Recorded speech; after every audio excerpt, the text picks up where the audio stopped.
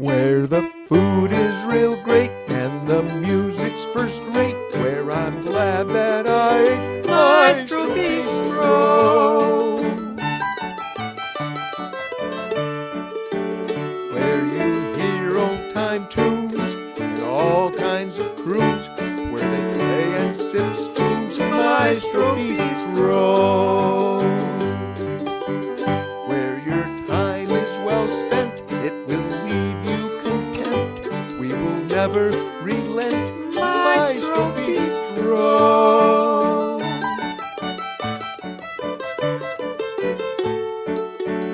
Public supper's the style, it will bring out a smile. Come and stay for a while, Maestro Bistro. Relax and eat slow, where you quietly dine and enjoy the show. Tap your foot while you chew, it's digestively good for you too. Where you hear all the notes and songs about folks, food and music evokes Maestro Bistro.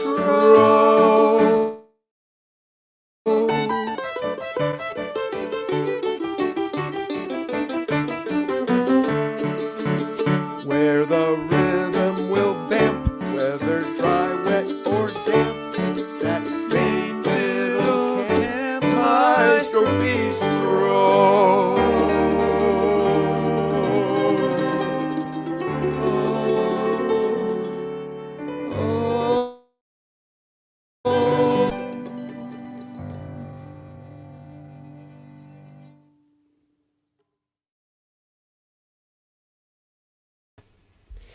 Hey everybody, and welcome to our 11th Maestro Bistro, and coming live to you from our virtual winter Maine fiddle camp, the first winter Maine fiddle camp I know about, and we're our second virtual one. I am your host, Neil Perlman, very excited to be here with another star-studded lineup, and really excited to get to those guests and feature them. But before I do, I'm going to bring on, I think we've got my co-host and your camp director, the inimitable Doug Protzak here with another synchronizer. Are you there, Doug? Well, thank you, Neil, and welcome everybody to Maestro Bistro. Here we are at the virtual Maine Fiddle Camp, and I'm all excited. I want to play a fiddle tune here, and we're going to do the impossible. We're going to do the live synchronized playing. So, Neil, are you ready? I think so. Got my piano here. Great. Hey, I want to play the old classic of the Steamboat Quick Step. So, yeah. How about that? That's great. You know Love that one, too. right? Yeah. Let's do it. Okay, I'll count her off. Here we go. 1, 2, 3.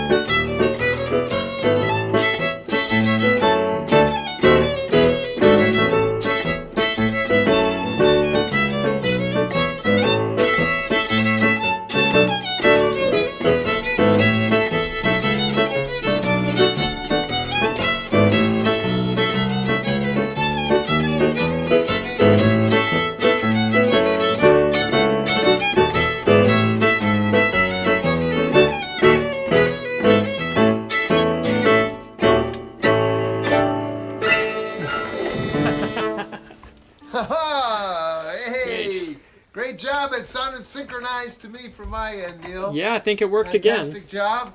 So, I'm glad I got that out of my system. So, well, what else we got going here on to the show, Neil?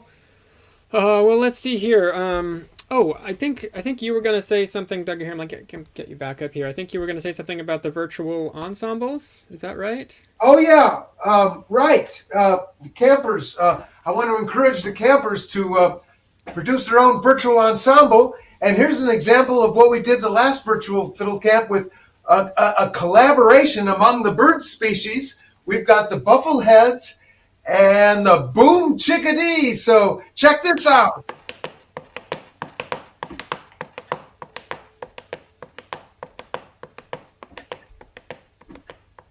Ready, Bufflehead. Attention. 1, 2, 3, 4.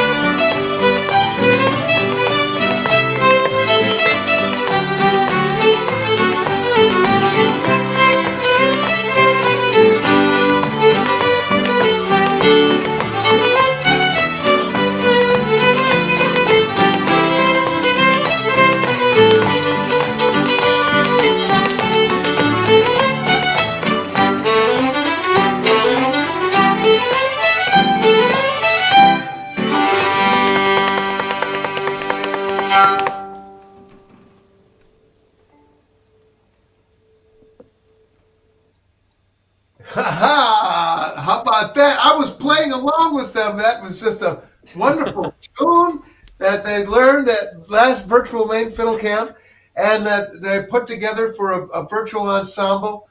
And so that was really spectacular. And all the credit to Noah Fishman for doing the Yes. editing. And we're offering this to the fiddle campers in all their nests.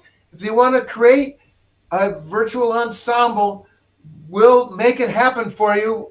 It won't even cost you anything. It'll just be part of what we want to inspire people here with music about. So give that That's a try, right. everybody. And but maybe we should move on the show here with our first the featured act. Yeah, I'll come back to you in a little bit, Doug. Cool. So our first featured act, I'm so pleased to get her onto the Maestro Bistro, or the online version of the Maestro Bistro stage, for the first time here. She's really one of the first people I think of whenever I think of Maine Fiddle Camp. I think perhaps maybe one of the first people I played music with at Maine Fiddle Camp my first year there, and sort of part of why I just came to love camp so much. And so I'm really excited to have Julia Plum here. Hey, Julia. Hi, you made me go, oh. That's very sweet. Yeah, thank you. Yeah, well, we had some really great late night sessions around Yes. the piano and Very late and very great. Very Yes. nice. exactly. Young and stupid. Or younger. Where are you joining us from, Julia? I'm actually right here in my 5th grade classroom here in Belfast, Maine. We have Monsters from the Deep also featured in the classroom. So those of you who remember that skit from Maine Fiddle Camp, Well, Oh, right. the Monster in the Lake is was for a while a popular song. I don't know if we've seen it recently, but that was a fun skit back in the day. Yeah, it was. So very much nod to the Monster in the Lake here in my fiddle camp classroom. Fantastic. And so you have this pandemic. You've been I understand you've been teaching in school. Yes. Yeah. Yes. So this is my second year teaching fifth grade. I wasn't planning that this was how I was going to survive the pandemic as a formerly music teacher and musician, but hey, it has. I feel really grateful. So I guess this is my shout out to support all your friends and musicians who do not happen to find themselves in a job with a salary and health benefits. Because certainly, if the pandemic had hit 2 years ago, my financial picture would be significantly different. So buy music from your fiddle camp teachers and support them by coming to fiddle camp and coming to their shows, all those kinds of things. Right. It's a good thing to remind people about. And I know that you've been focusing on the teaching a little bit more than the playing this year, but you did mention to me your freefiddlelessons.com website. Can you say a word about what people will find if they go there? Yeah, sure. So it's a website that I started a number of years ago, and it attempts to offer just what it says, fiddle lessons for free.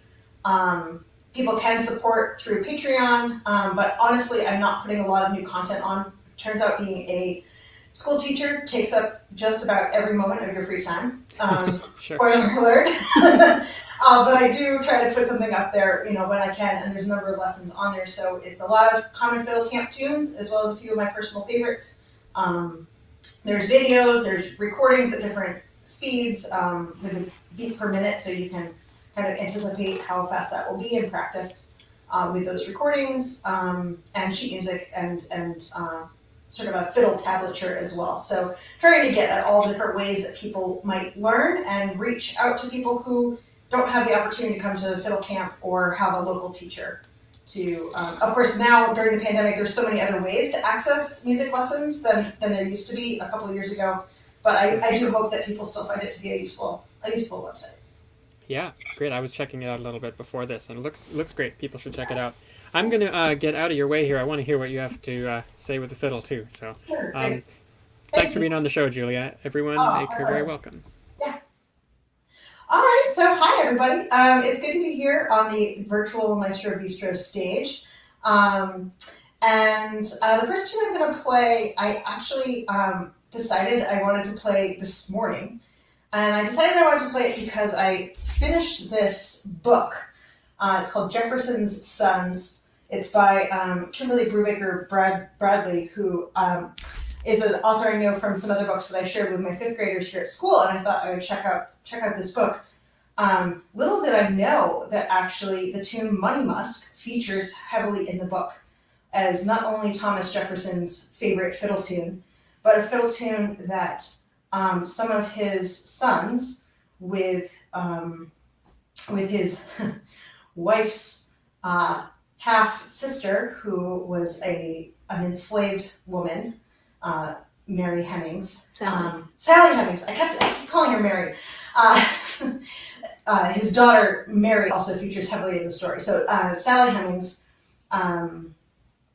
three of her sons in this very well-researched book take fiddle lessons with a local free black fiddler, and with a violin that Jefferson gives them to use. And it's really a beautiful book. I'd highly recommend it for, making a start at complicating the story about some of our founding fathers. And also our fiddle traditions, because I know for a long time I didn't think of Black Americans as having a big role in our traditional fiddle tunes. And one of the things I've really been learning over the last year is just what a large role they played. So I'll play Money Musk, and just in appreciation for all the people who stand behind this tradition, and particularly the Black musicians whose stories have not always been told and have sometimes often been specifically sort of censored and removed from the stage and from recordings.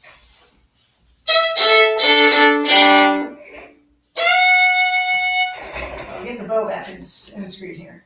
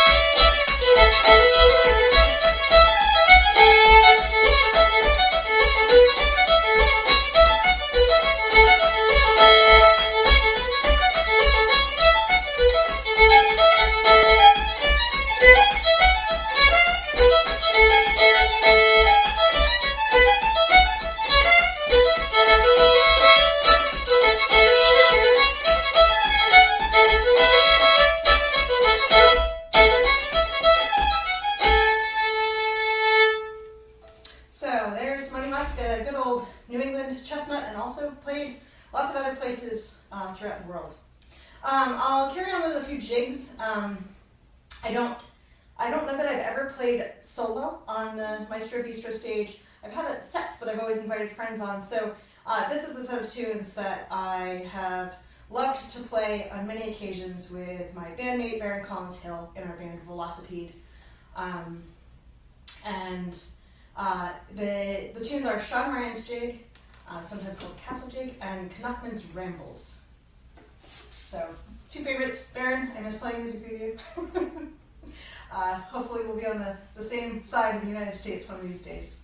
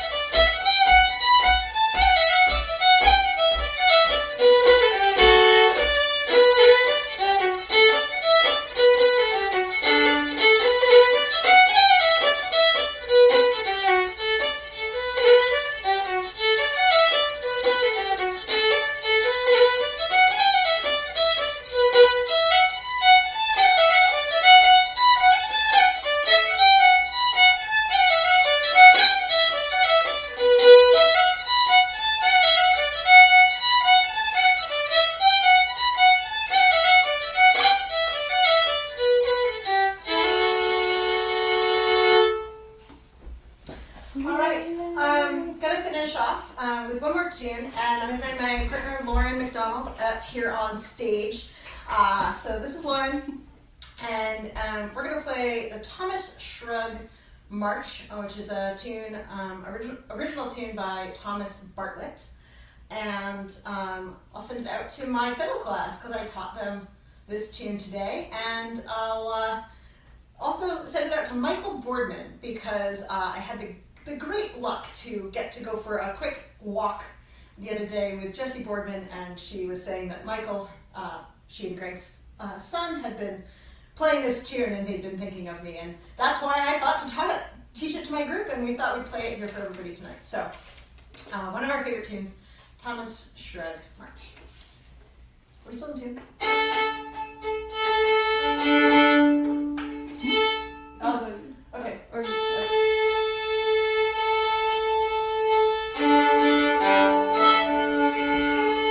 you could tell your story about the name. Let's see. Yes. So sometimes I make up the story. I don't know that it's true. That Thomas Bartlett was like playing this tune for his bandmates, and they're like, "Thomas, it's a great tune," and he just shrugged, and that's why it has the name it does. But I don't know that that's true. Hey. Okay, here we go.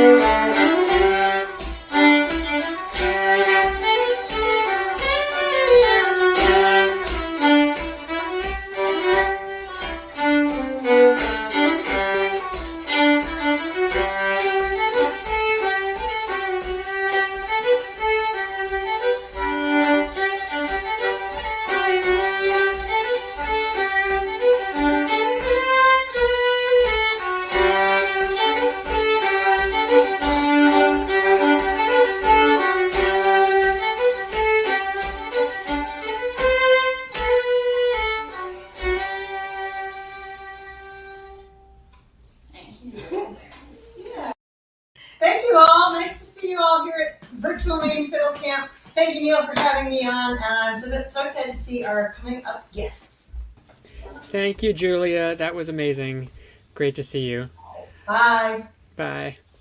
Wow, such a nice way to kick things off. Some tunes that I some tunes in there that I really associate with Fiddle Camp too, really bringing me back to that. Let's see, Doug, are you there? Yeah. Hey, Julia, that was awesome. That was really very nice set of tunes there. Thank you.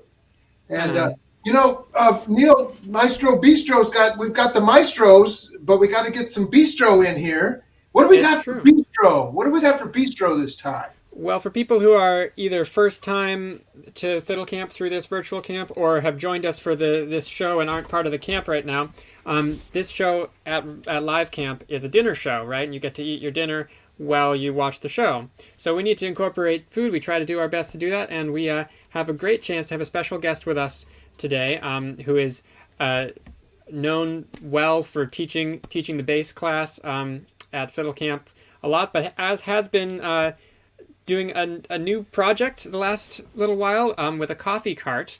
Let's check in with Corey DeMario. Coffee. There's coffee Hey, always guys. in Fiddle Camp. Yeah. Hey, Corey. Hey, Neil. Hey, Doug. Hey, Corey, man. You guys look fantastic. Hey, you looking good yourself. Look at that apron. Wow, I'm jealous. That's a first class apron there. Thank you. You guys look better digitally than in real life. Oh, wow. Well, I'll take that as a compliment, I guess. Yeah. So not a lot of detail there, thank goodness. You know, I've been working out more digitally than I have in real life, so Sure. yeah. Anyway, so tell us a little bit about your coffee project.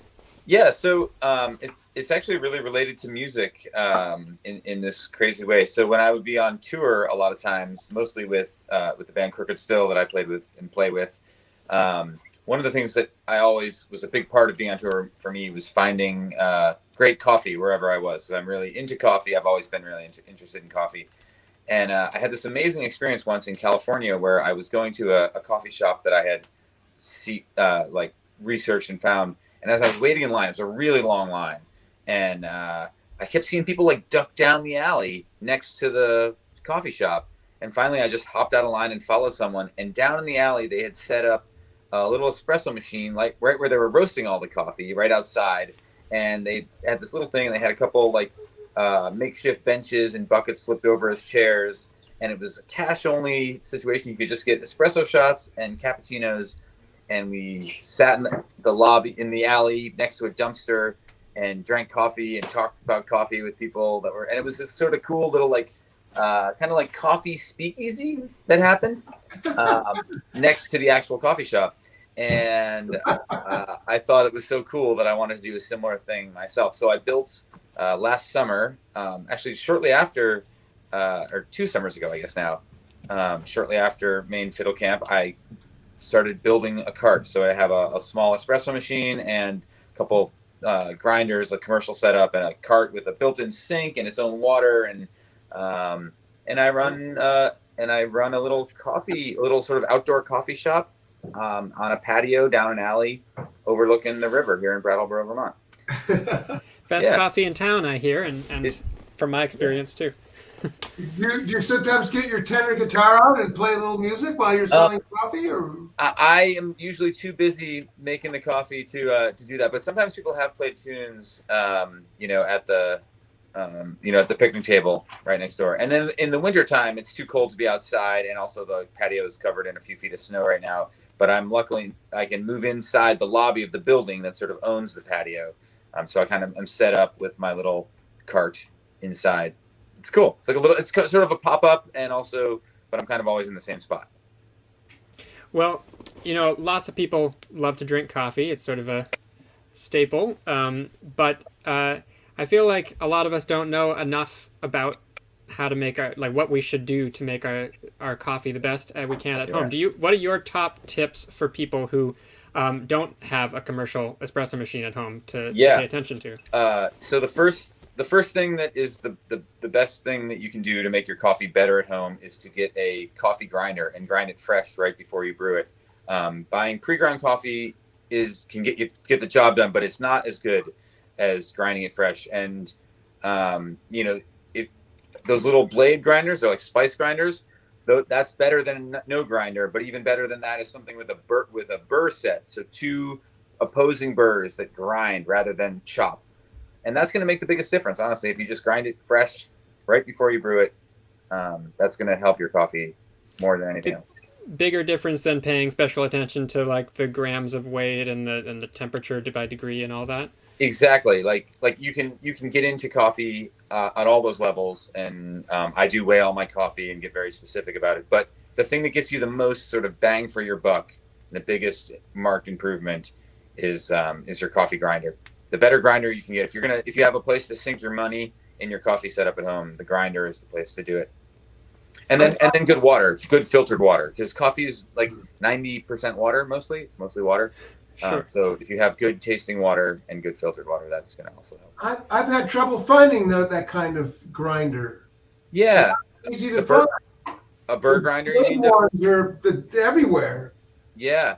The blade ones are really common. You can get them at like most hardware stores. But most like kind of specialty coffee shops will have some bird grinder, or like everything else in the world right now, the internet is your friend. And yeah. What do you do for getting that high quality water at your coffee cart? Well, so at the coffee cart, because commercial gear needs real specific, you can't just use regular old tap water. Usually it doesn't have the right mineral content, both for the flavor of the coffee, but also for the boilers. You get a lot of lime scale. So I actually use reverse osmosis filtered water, but that's like nothing. It has like almost no flavor on its own. So I actually add back in a certain mineral content. I remineralize it so that it's the right content that won't destroy the boilers on the machine and the inner work and the plumbing, but will allow the coffee to taste the best. So distilled water wouldn't make the best coffee. Distilled water would be fine too, Doug. But again, like you do want some mineral content. There's like a sort of like, a little bit of, sodium and magnesium. But you don't want too much sodium chloride because that's what's going to cause like lime scale. Cool. Does that make sense? Cool. Sure, in your plumbing, in your coffee plumbing. Yeah, exactly.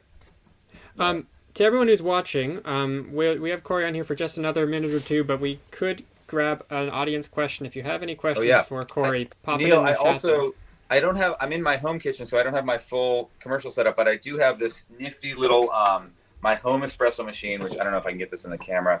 It's very kind of cool, and it's got a lever. I could make a cup of coffee, and you could see me do it. That would be great. Why don't you do that? And if you have any questions for Corey while he's doing that, you can pop it in the chat, and we'll ask it to him at the end.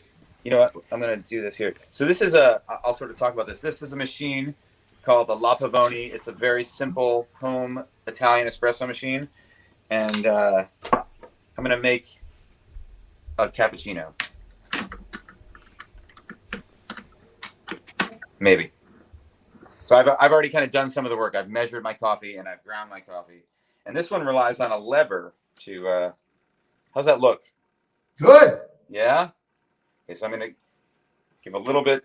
Right now I'm letting the water into the brew group, the chamber here. And I'm going to, this is called a pre-infusion. So I'm sort of pre-soaking the coffee grounds on espresso. Espresso sometimes can benefit from that because what I'm doing is I'm going to force a small amount of water through a small amount of very finely ground coffee.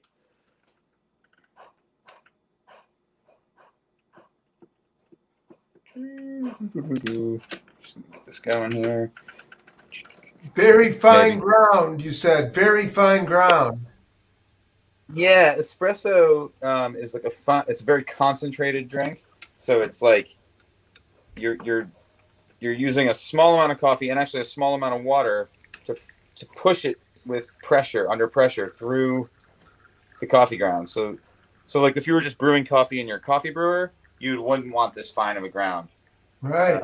This is sort of a concentrated, extremely flavorful little bit of coffee. Did you grind it yourself? I did grind it myself, yeah. So this is the espresso. It's got this beautiful sort of cream color on the top. It's golden. That's called the crema. Really beautiful. And then I'm going to steam some milk. And the idea with this is I'm going to get it like, trying to get my milk sort of the texture of wet paint, which is going to have like, it's going to both sweeten it. It changes the chemical, the chemical makeup of the milk when you add steam to it. But it also, so it sweetens it and it kind of gives it a beautiful rich texture.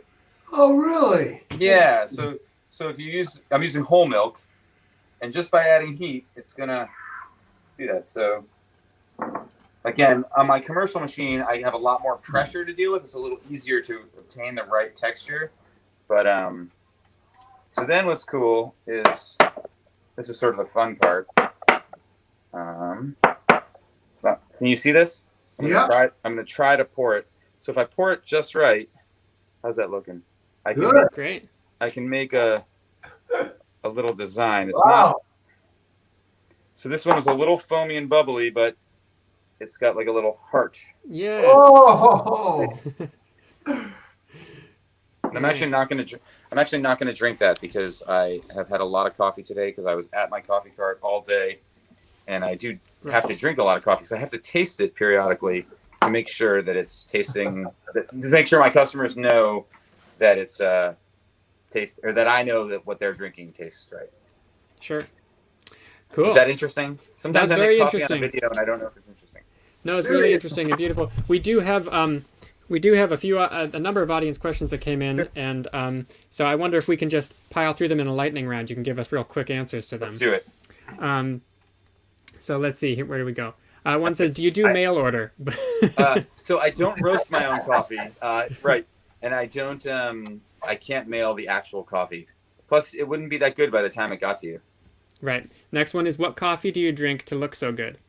Oh, to look so good. I drink mostly coffee from. I have a few different roasters, but if you folks are in Maine, there's a great roaster in Portland, Maine that I love called Tandem Coffee Roasters. I use their coffee on rotation at my coffee cart, and they're fantastic people, and you should go there. The next two questions are sort of similar, so I'm going to ask you them back to back. One is, any tips for a French press coffee at home? And the other is, what's your favorite pour over setup? Yeah, those are great questions. French press is awesome. Grind pretty coarse, so like maybe the texture of like coarse kosher salt is what you want your grinds to be. And my biggest tip with that, with being it's a full immersion, which means the coffee is fully immersed with the grounds for a while. That's how it brews. Is to let it sit for longer than you think it should sit. So use like not quite boiling water, but just off the boil, so pretty hot, and then give it a good stir, like for a while, like maybe a minute of stirring, which feels like an eternity, and then let it sit for like a good long while, like maybe 5 to 10 minutes before you plunge it, and that'll allow all those grounds to sink to the bottom, and then you'll plunge it, and you'll get a much better thing with the French press than if you plunge it too soon. It'll be a better texture and better flavor. Was the other one about pour over setup? Yes. Pour over setup, which is also called, it's a percolation, which means that the water moves through the grounds rather than is immersed with the grounds. Those are two different ways to brew coffee.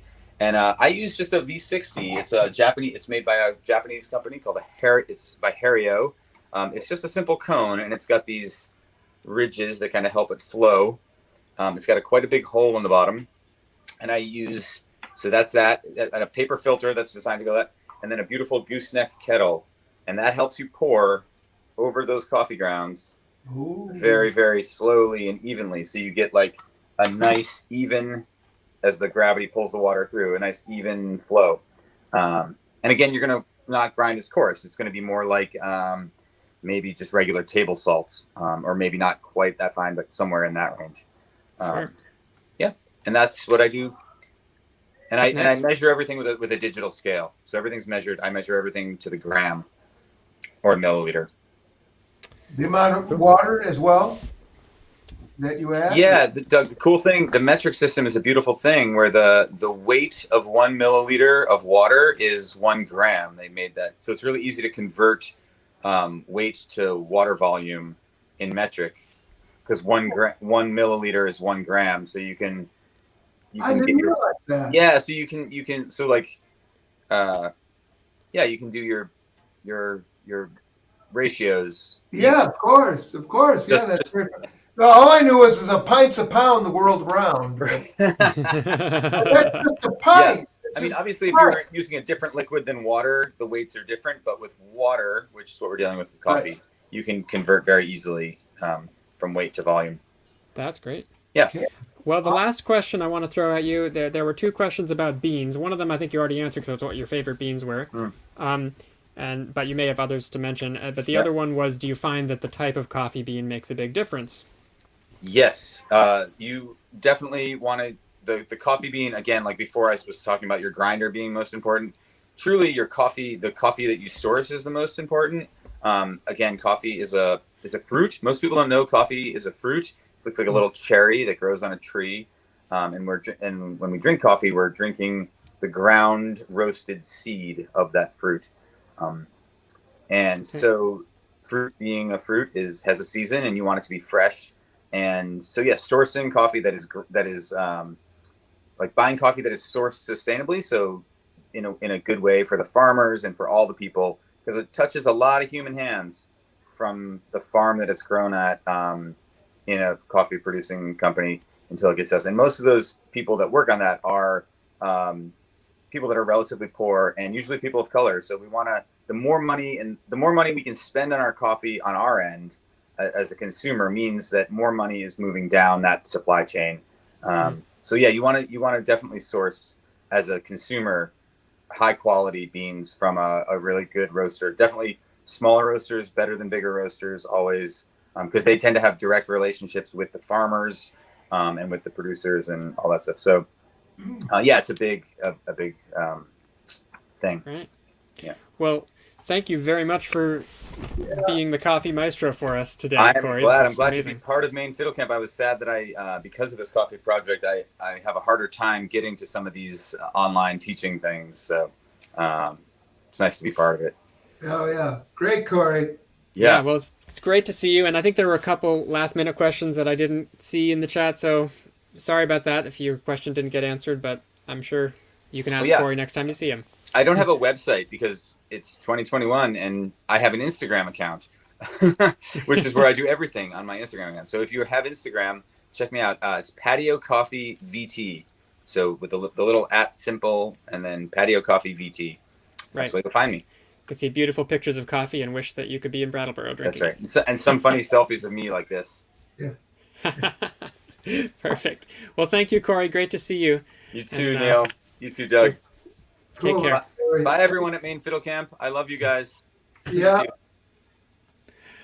That's great. Corey DeMario. Oh, he's a real treat at Maine Fiddle Camp, I tell you. I'm surprised. I'm not surprised he dressed up a little bit with his apron, because sometimes he puts on a whole suit and tie for managing the variety show. That's one of his trademarks there at Maine Fiddle Camp. Actually, when I was going to buy this suit jacket, he's the one I asked about where I should go to buy a suit. There you go. Position plate as well. We are a little behind because there were so many questions and things about coffee, which is fine, but we should get on to our next performer. Move right on, next act. Great. And just quickly before we do, I just want to mention for people who are not here as part of the whole weekend, we do support all of the stuff that Maine Fiddle Camp is doing, all the artists coming in to perform and everything going on a donations basis. So if you're inclined to donate towards this show and towards the rest of the monthly shows we're doing and everything, you can do that right here at paypal.me/mainfiddlecamp, and that is a link that's open all the time. So check it out if you're inclined. But and then Neil, if folks don't have that PayPal thing, they can mail us a check through regular snail mail from the address at the website. So just head over to mainfiddlecamp.org. And you'll get all your info there. Anyway, I'll check back in with you in a little bit, Doug. I'm going to get the next performer on. Let's move on with the show, Neil. Okay. So our next performer, we've got occasionally, with the pandemic, we frequently have solo performances from wherever people are, and occasionally we get lucky and we get a couple of Maine Fiddle Camp musicians who live together, and so we get a duo act here. We're really excited to have. Let me just grab them here. Andrea Cooper and Mark Roberts. Here we go. Welcome. Oh, there you go. Hi, everybody. Hey. Where are you joining us from? Well, it's still, we still have our Christmas decorations up. This is our Valentine's tree. We're in Amherst, Mass, which actually is just 45 minutes away from Patio Coffee. Patio Coffee, and it is worth the trip. And it's worth a trip no matter where you live. So, but we're lucky; it's just kind of up the road. You don't have to Yeah. drive 3 hours and cross 2 state lines like me. That's great. I wonder how frequently do you go up and get a coffee? Not frequently enough, but Yeah. it was good to have the reminder. But Yeah. it's so worth it. Yeah. That's great. And I'm not a coffee drinker, but I had one of the more fantastic cups of tea ever made by Corey right there at Patty right. Coffee. So for you tea drinkers, Yep. don't be shy. Oh, that's good to know about too. So what have you been working on? Have you had the chance to play much music since we've all been locked down? Not too much. In the nicer weather, we were sitting out on our patio playing tunes with each other. But in the cold, not so much. And we kind of need a reason like this to make ourselves play. I don't know if you're the same way, Neil, but we sometimes we'll sit around and play a few tunes, but we usually need something to spur us on. And this is great. So this is fantastic. To be at the Maestro Bistro at the virtual Maine Fiddle Camp. Well, we're very lucky to have you. I always love the chance to hear you both play. Just wonderful music that you bring. So I'm going to get off the screen in a second and let you play. But I just want to ask you also, Mark, you referred, I'm going to put up, we've got this website for thegloop.com. Can you mention something about that?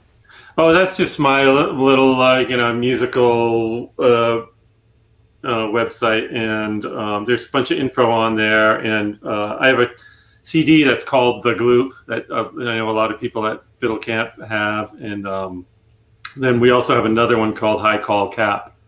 And I think you can search your way through the nooks and crannies of the internet and find those. And Andrea and I are both on that High Call Cap. Great. So. Cool. Well, I'm going to get on to your music and I'll get out of the way. But thank you so much for being on the show. Great. Thanks for having us. Neil. Yeah. It's I'm glad that Doug and Neil were talking about the bistro part of the Maestro because we love that part. We love everything about Maine Fiddle Camp, but the Maestro Bistro is just like having a nice dinner and listening to all this good music. Spaghetti we just had. And I know. So that's what we were doing. We listened to Julia. It was so fun to be eating and listening to music and listening to Julia. And yeah.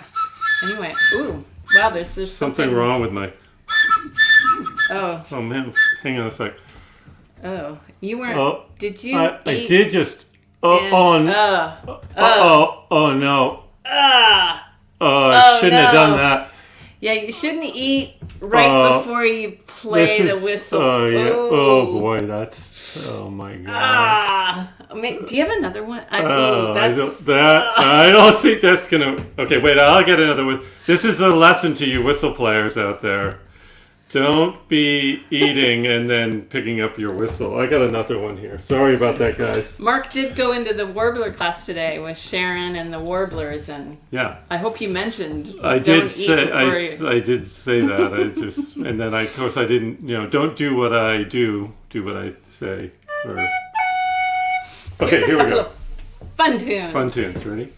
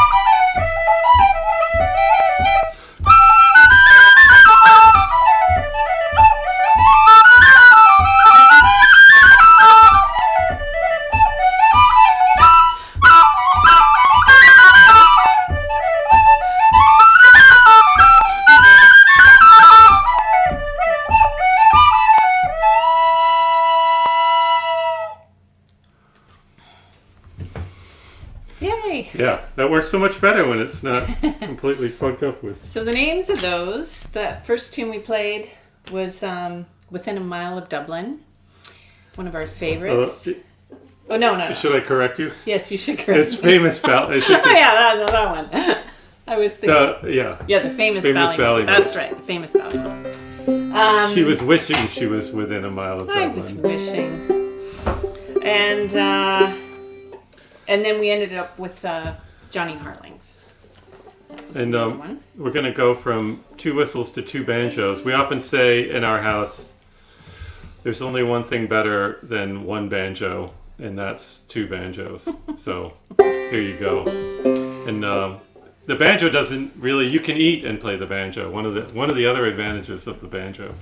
Yes, it's not as dangerous. So this is a song. It's just got very simple words, and it's simple and beautiful, and it's called Sally Ann's A Gal I Like. And then we'll go into another tune after that. Yeah.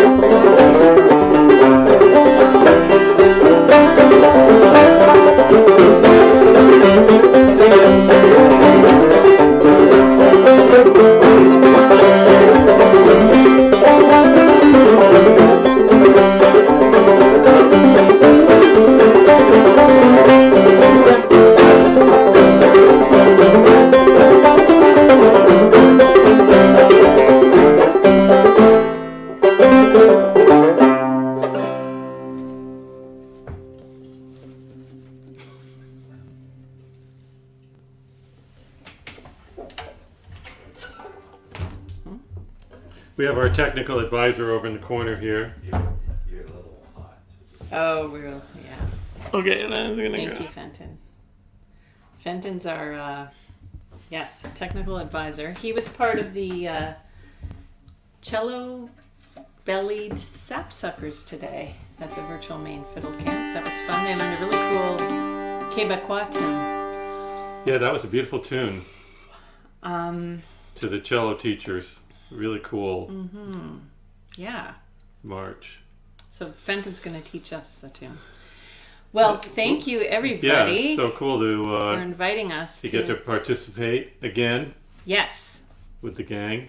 It's great to be back, and we look forward to really being back again another time, too. Yeah.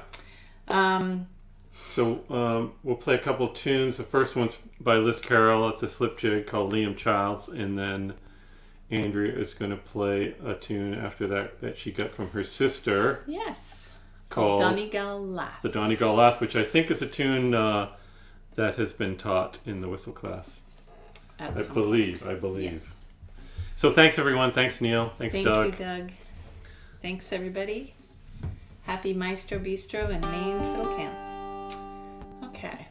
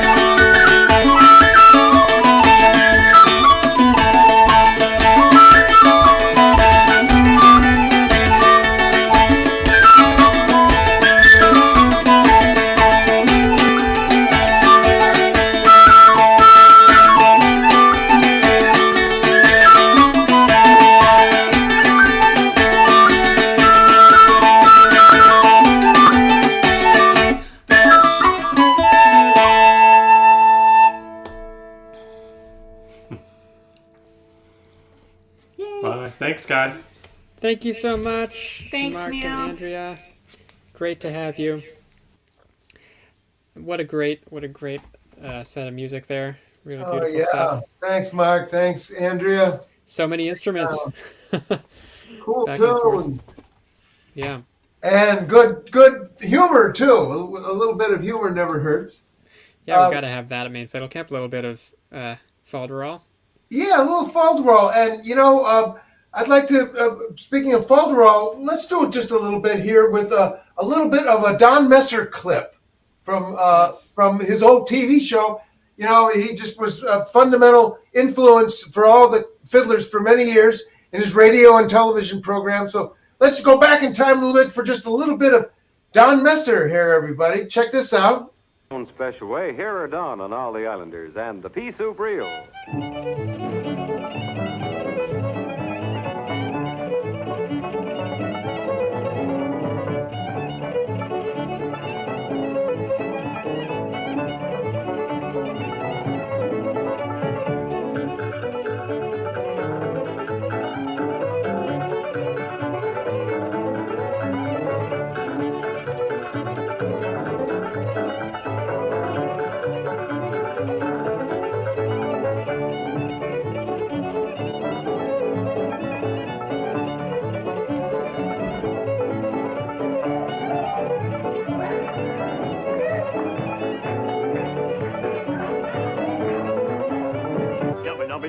som var bättre dålig. Och ni är det läxor hyr om vi är höjda med någon som var ni. Lämna femma parti. Trodde man så någonting. Det får ni sätta lite.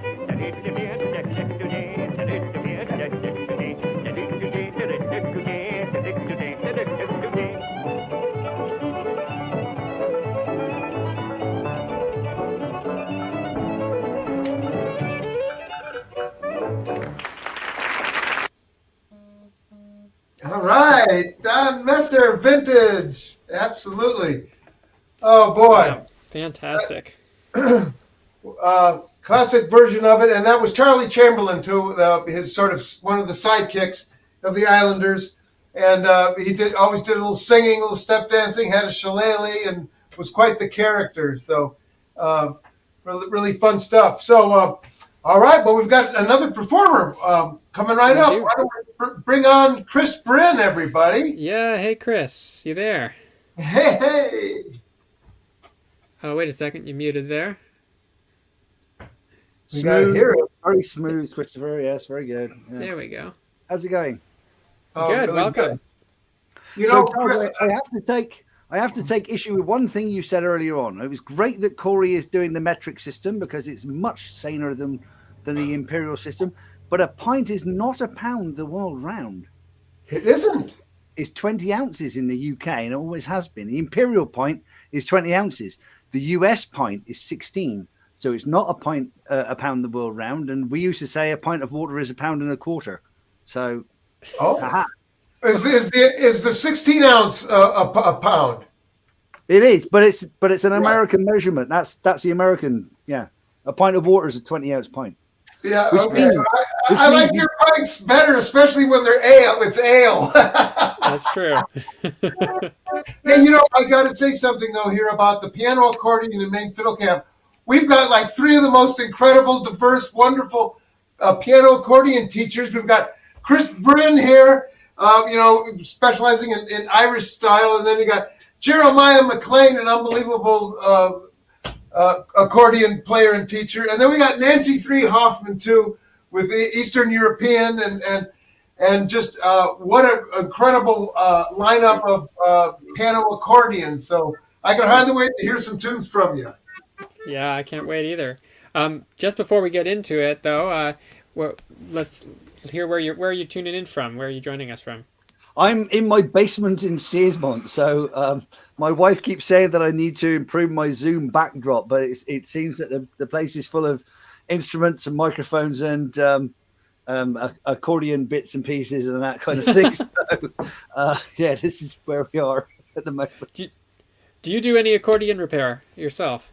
I do a bit, but I've generally sort of I've taken on Baron's going to be on here. I've got his accordion, and I've actually had it since before the pandemic. Well, actually, before he went out to Oregon, because he was expecting to be back here for a fiddle camp, and I was expecting to give it back to him after it was fixed in. But unfortunately, everything went a bit pear shaped. So so I've still got his accordion in some pieces. Actually, I've got half of his reeds back on.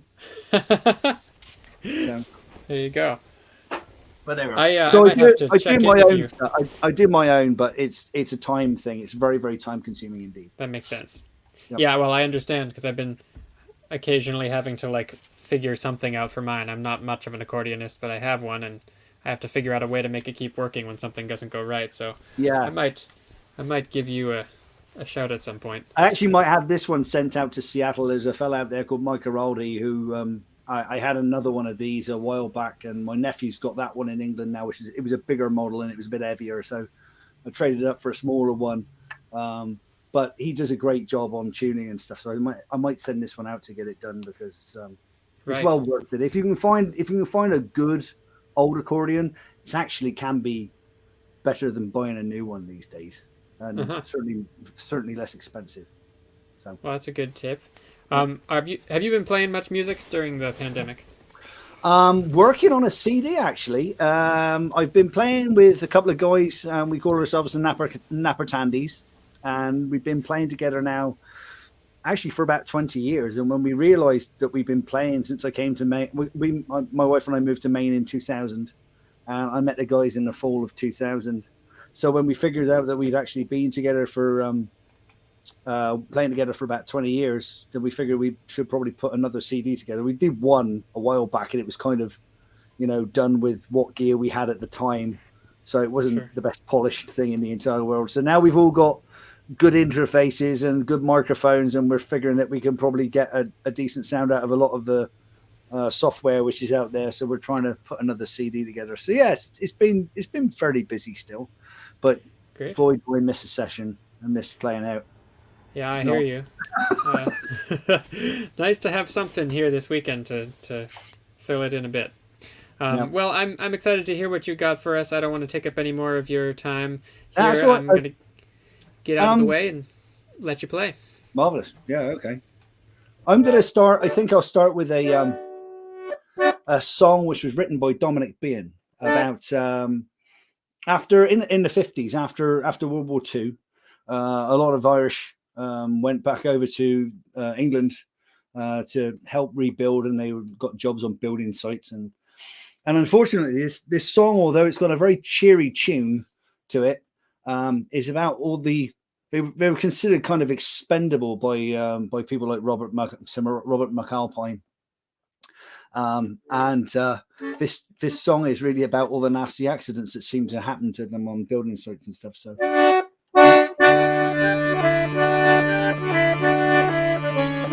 Oh, I've won the heroes a name with McAlpine and Castaigne, with Fitzpatrick Murphy, Ashan and Peace Gang. I've been off times on the road, on me way to draw the dough. Oh, and there's nothing left to do for Johnny Lang. And I used to think that God had made the mixer picking hot, so the paddy might know hell above the ground. I've had gangers big and tough tell me tear it all out rough. Oh, when you're building up and tearing England down. In the tunnels underground, a young Limerick man was found. He was built into the new Victoria line. When the bonus stand had passed, sticking through the concrete cast, I was the face of little Charlie Joe Divine. And the gang man McGurk said Big Paddy hates to work. When the gas main blew and he flew off the ground. Oh, they say he said don't slack, I'll not be there until I'm back. Keep on building up and tearing England down. I was on the hydro dam on the day that Jack McCann got the better of his stammer in a week. He fell from the shuttering jam, and that poor old stuttering man, he was a never ever more inclined to speak.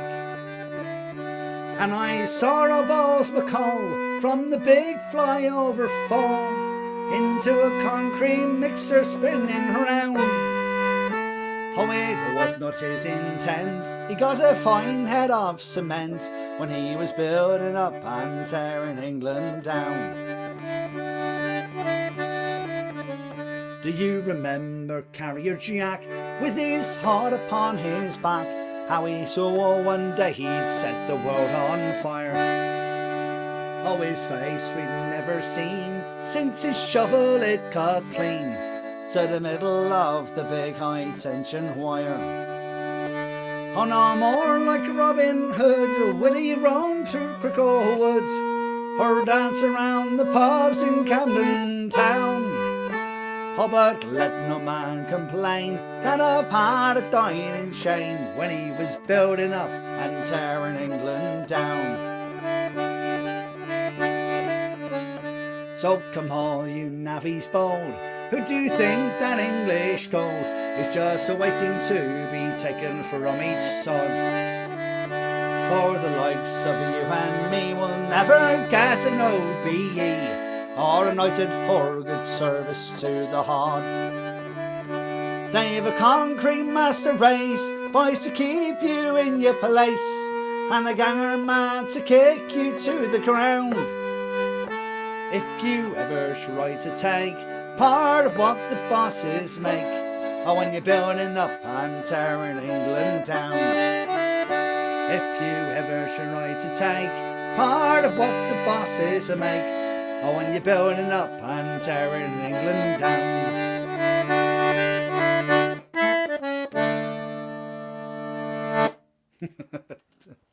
Cheers, thanks very much.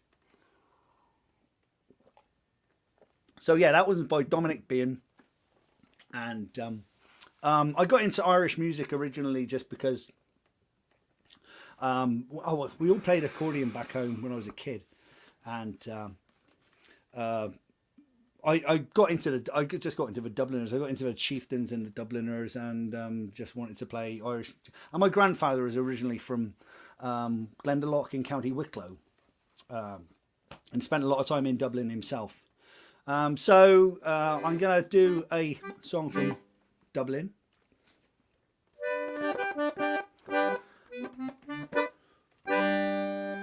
I'm a scrap of a widow, I live in the spots.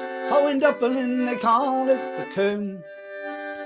Oh, my shop and my stall is laid out in the streets, and my palace consists of one room. At Patrick Street corner for 45 years, I stood there, I'm telling no lie.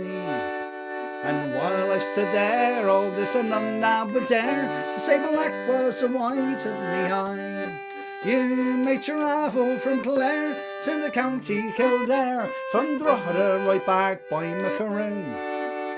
Well, where would you see a fine hoe don't like me? Penny Mulligan, the pride of the Coombe, me boys. Penny Mulligan, the pride of the Coombe. I sell apples and oranges and nuts and slip peas, bananas and sugar sticks sweet.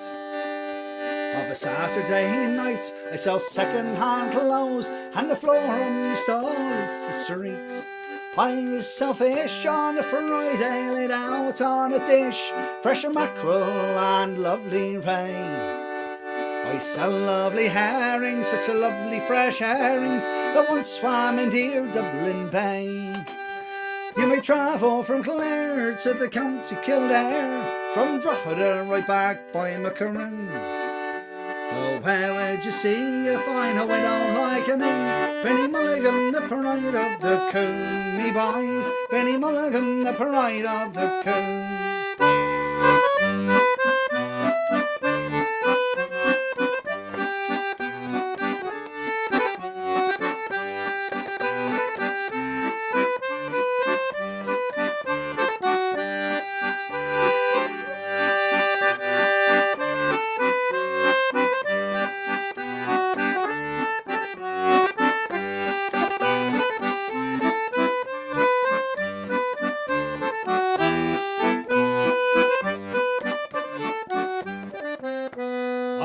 Son Nick, and he plays on the fife. He belongs to the Longford Street Band. So do your heart good for to see them march out when the band goes to Dollymount Strand.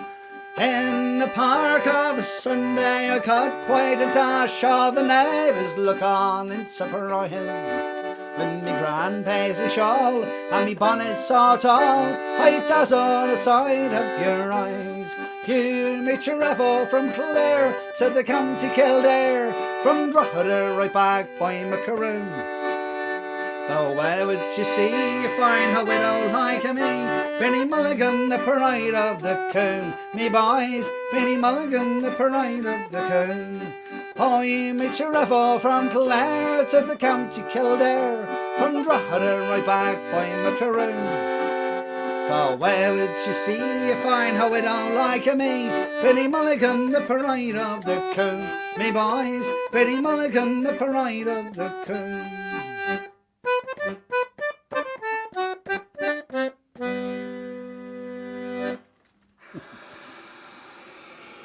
Oh man, it's good fun. Ah. See, the thing that's missing is everybody else sitting around and playing and filling in together, because, you know, that's the best bit. Oh, Jodie's on there. Hello, Jodie. I'm Ben. Right, okie dokie. I'm going to jump on the sea shanty bandwagon a bit here. Well, I'm not, because I've been singing this song for about, I think, probably 30 years at this point. A couple of, I think maybe 3 years ago at this point now, I lost one of my mentors, a fellow called Trevor Sharp, who used to live up in Bradford in West Yorkshire. And he'd come down to Cornwall every May the 1st and come down to Padstow and come and be part of our May Day celebrations down there. And unfortunately, you know, he passed on, but he left me with an absolute plethora of songs and a wealth of songs, and I cannot thank him enough for being as encouraging as he was to us youngsters back then, as teenagers who wanted to do something silly like learn how to play the accordion rather than play video games or stay and watch the telly. So I got this song. Originally, I think I'd heard the Dubliners singing it, and Trevor had sent me the words so I could learn it. So, right, here we go. Oh, well, he wouldn't be a sailor lad a-sailing on the main to gain the well of his captain's good name. I came ashore one evening for to be, and up was the beginning of me own true love of me. And it's home, boys, home. Home I like to be, home for a while in me whole country, where the oak and the ash and the bonny rowan tree are all a growing greener in me own country. Oh, I asked her for a candle for to light me way to bed, and likewise for a handkerchief to tie around me head. She tended to me needs like a young maid ought to do, until I said to her, now won't you jump in with me too? And it's home, boys, home. Home I like to be, home for a while in me whole country, where the oak and the ash and the bonny rowan tree are all a growing greener in me own country. Oh, she jumped into bed, a making an alarm, a thinking a young sailor boy could do to her no harm. I hugged her and I kissed her the whole night long, until she wished a short night was 7 years so long. And it's home, boys, home. Home I like to be, home for a while in me whole country, where the oak and the ash and the bonny rowan tree are all a growing greener in me own country. Oh, and early the next morning the sailor lad arose, into Mary's apron he threw handfuls of gold. Take this, me dear, for the mischief I have done. Last night I fear I left you with the daughter or the son. And it's home, boys, home. Home I like to be, home for a while in me whole country, where the oak and the ash and the bonny rowan tree are all a growing greener in me own country. And if it be a girl child, I send her out to nurse, with gold in her pocket and with silver in her purse. And if he be the boy Charlie with the jacket blue, he'll go climbing up the rigging like his daddy used to do. And it's home, boys, home. Home I like to be, home for a while in me whole country, where the oak and the ash, the bonny rowan tree are all a growing greener in me own country. Oh, come all of you for maidens, a warning take by me, and never let a sailor boy an inch above your knee, for I trusted one lad and he beguiled me. He left me with the pair of twins to dangle on me knee. And it's home, boys, home. Home I like to be, home for a while in me whole country, where the oak and the ash and the bonny rowan tree are all a growing greener in me own country. And it's home, boys, home. Home I like to be, home for a while in me old country, where the oak and the ash and the bonny rowan tree are all a growing greener in me own country.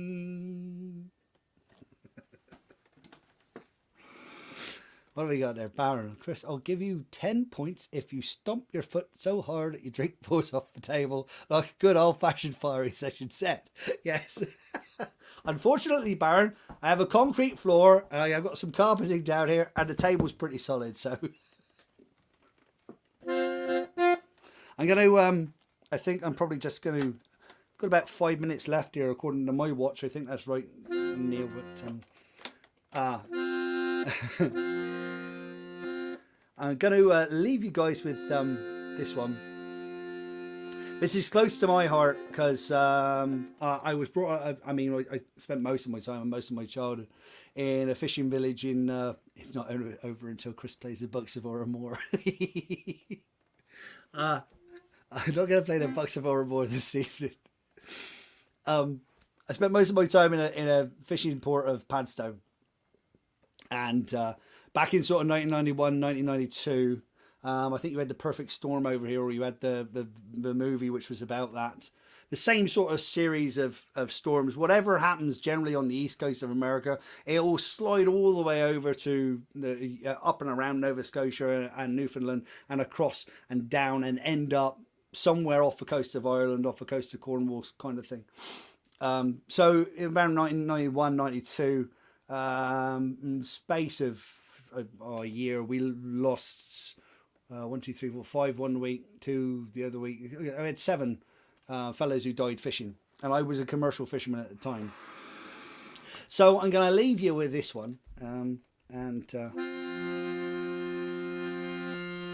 as I walk by the docksides one evening so fair, to view the salt waters and take the salt air, I heard an old fisherman singing this song.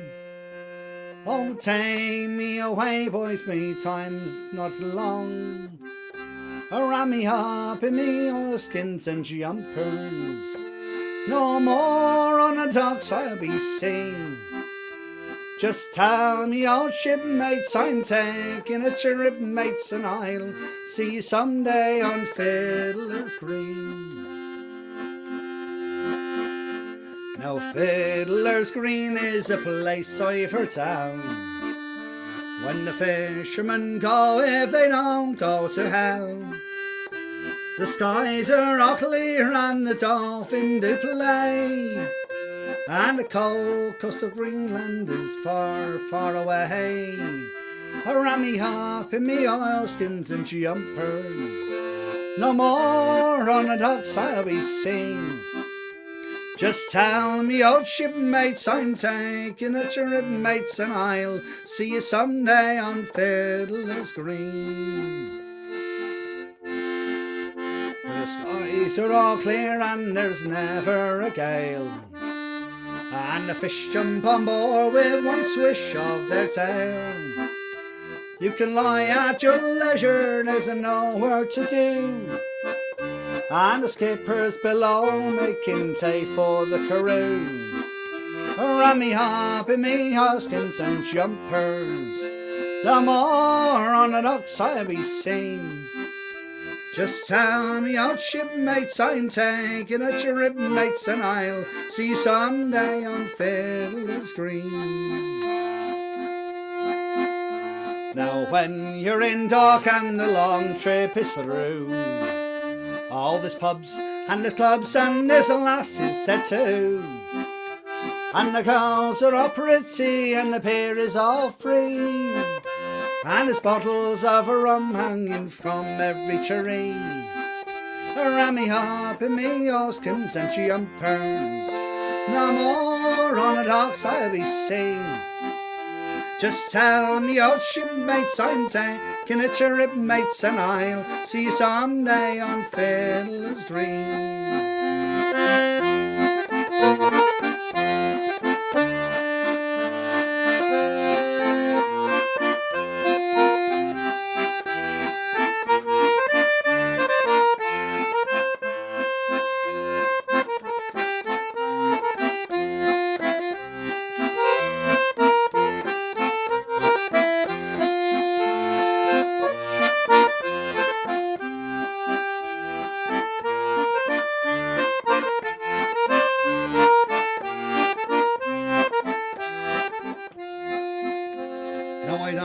To harm nor a halo of me, just give me a breeze and a good rolling sea. I'll play me old squeeze box as we sail along, with the wind and the ragging to sing me the song.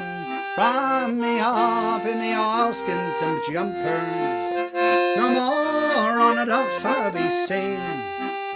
Just tell me, old shipmates, I'm taking a trip, mates, and I'll see you someday on Fiddler's Green. Wrap me up in me oilskins and jumpers, no more on the docks I'll be seen.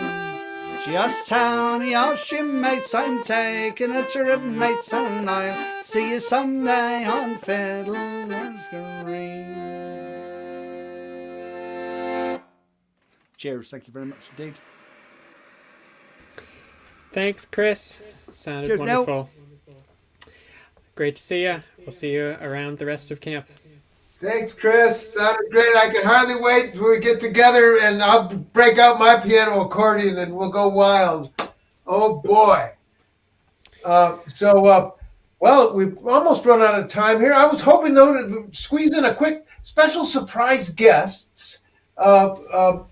Some wonderful fiddlers from New Brunswick that I've been trying to get to Maine Fiddle Camp for years, and I've got them here virtually. They've been doing a Fiddle Friday video, and so I'm going to play it for their latest Fiddle Friday video from New Brunswick. Here we've got the iconic fiddling of Ivan Hicks and his wife Vivian. Here we go.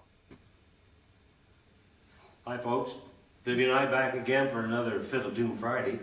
Hope you've had a great week and you're looking forward to a tune with us. I hope you've got your sticks and feet and everything ready to go with this tune. Is in the key of D. We're going to do this for Stella LaPierre, Josie out there. She recorded, asked for this one. And here's a Ned Landry one called The Woodchopper Breakdown.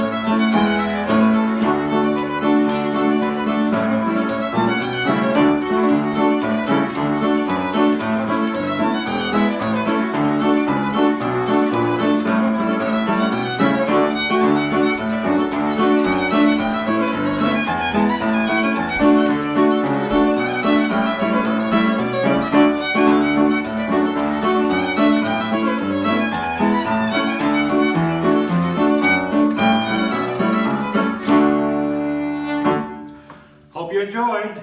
Have another good week coming up, and we'll see you next Friday.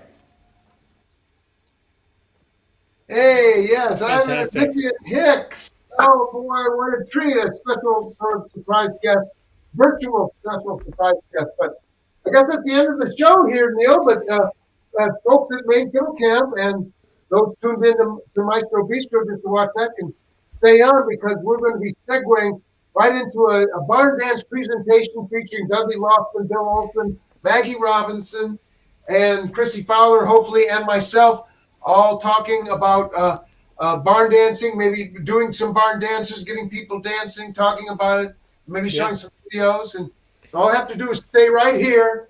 That's right. This is the end of the Maestro Bistro number 11, I guess. That's right. We're going to roll the credits, but if you want to stick around for the barn dance presentation, just keep this same stream running and it'll be happening here in just a minute. If you want to go to the jam sessions and you're registered for camp, you can head back to the main tent for those. But thanks for watching the Maestro Bistro. We'll have another one next month, so stay tuned for that. Bye. Bye, everybody.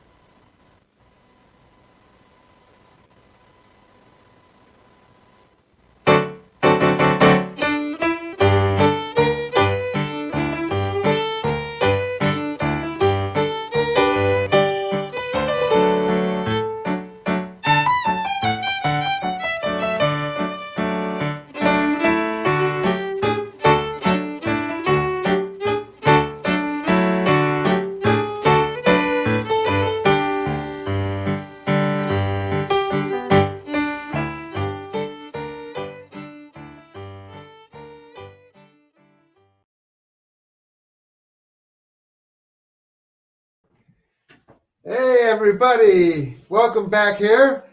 Doug Protzek, camp director here at on the shores of Maine Fiddle Camp, where it's always summertime. And we're here for a barn dance presentation. So, we've got some wonderful guests here that have been part of dance calling at Maine Fiddle Camp, dance teaching at Maine Fiddle Camp. So I'm going to bring them on right now. I'm going to start off with Bill Olson. Come on, Bill. Let's see Bill here. Hi, Bill. Hey, hi, everybody. Hey, great to have you here. And let's bring on Dudley Loffman here. I want to see Dudley and Lindsay. There's Dudley. Oh, boy. Howdy, Dudley. Good to see you, buddy. Yeah. How do you sound there? Well, I feel all right. Sound all right, I guess.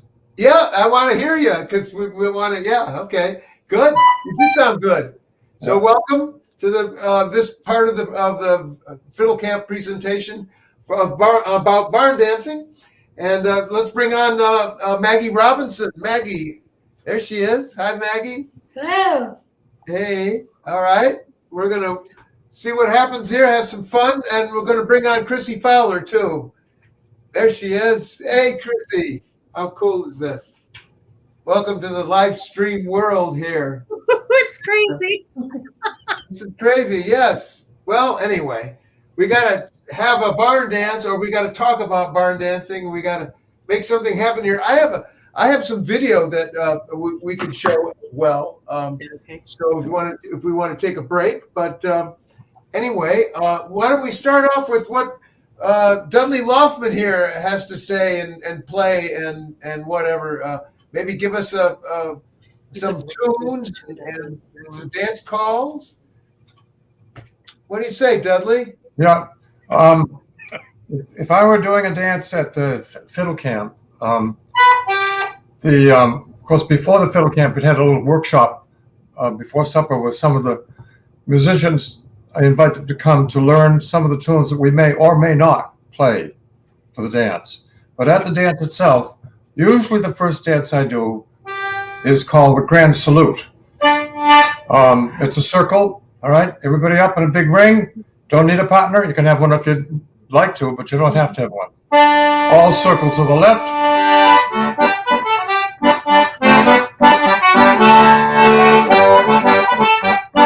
Circle the other way.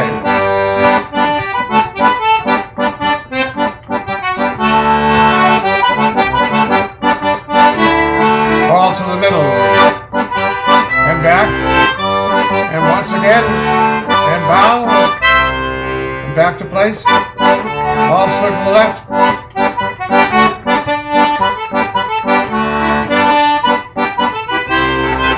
And circle the other way.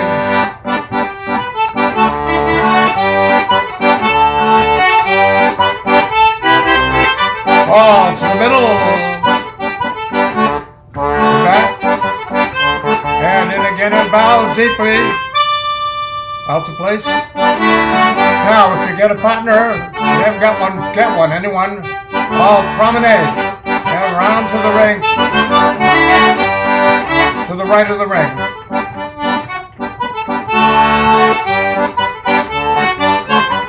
And all to the middle.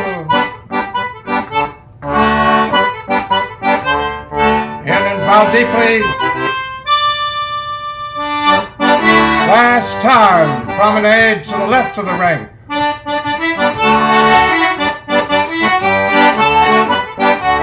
Keep going.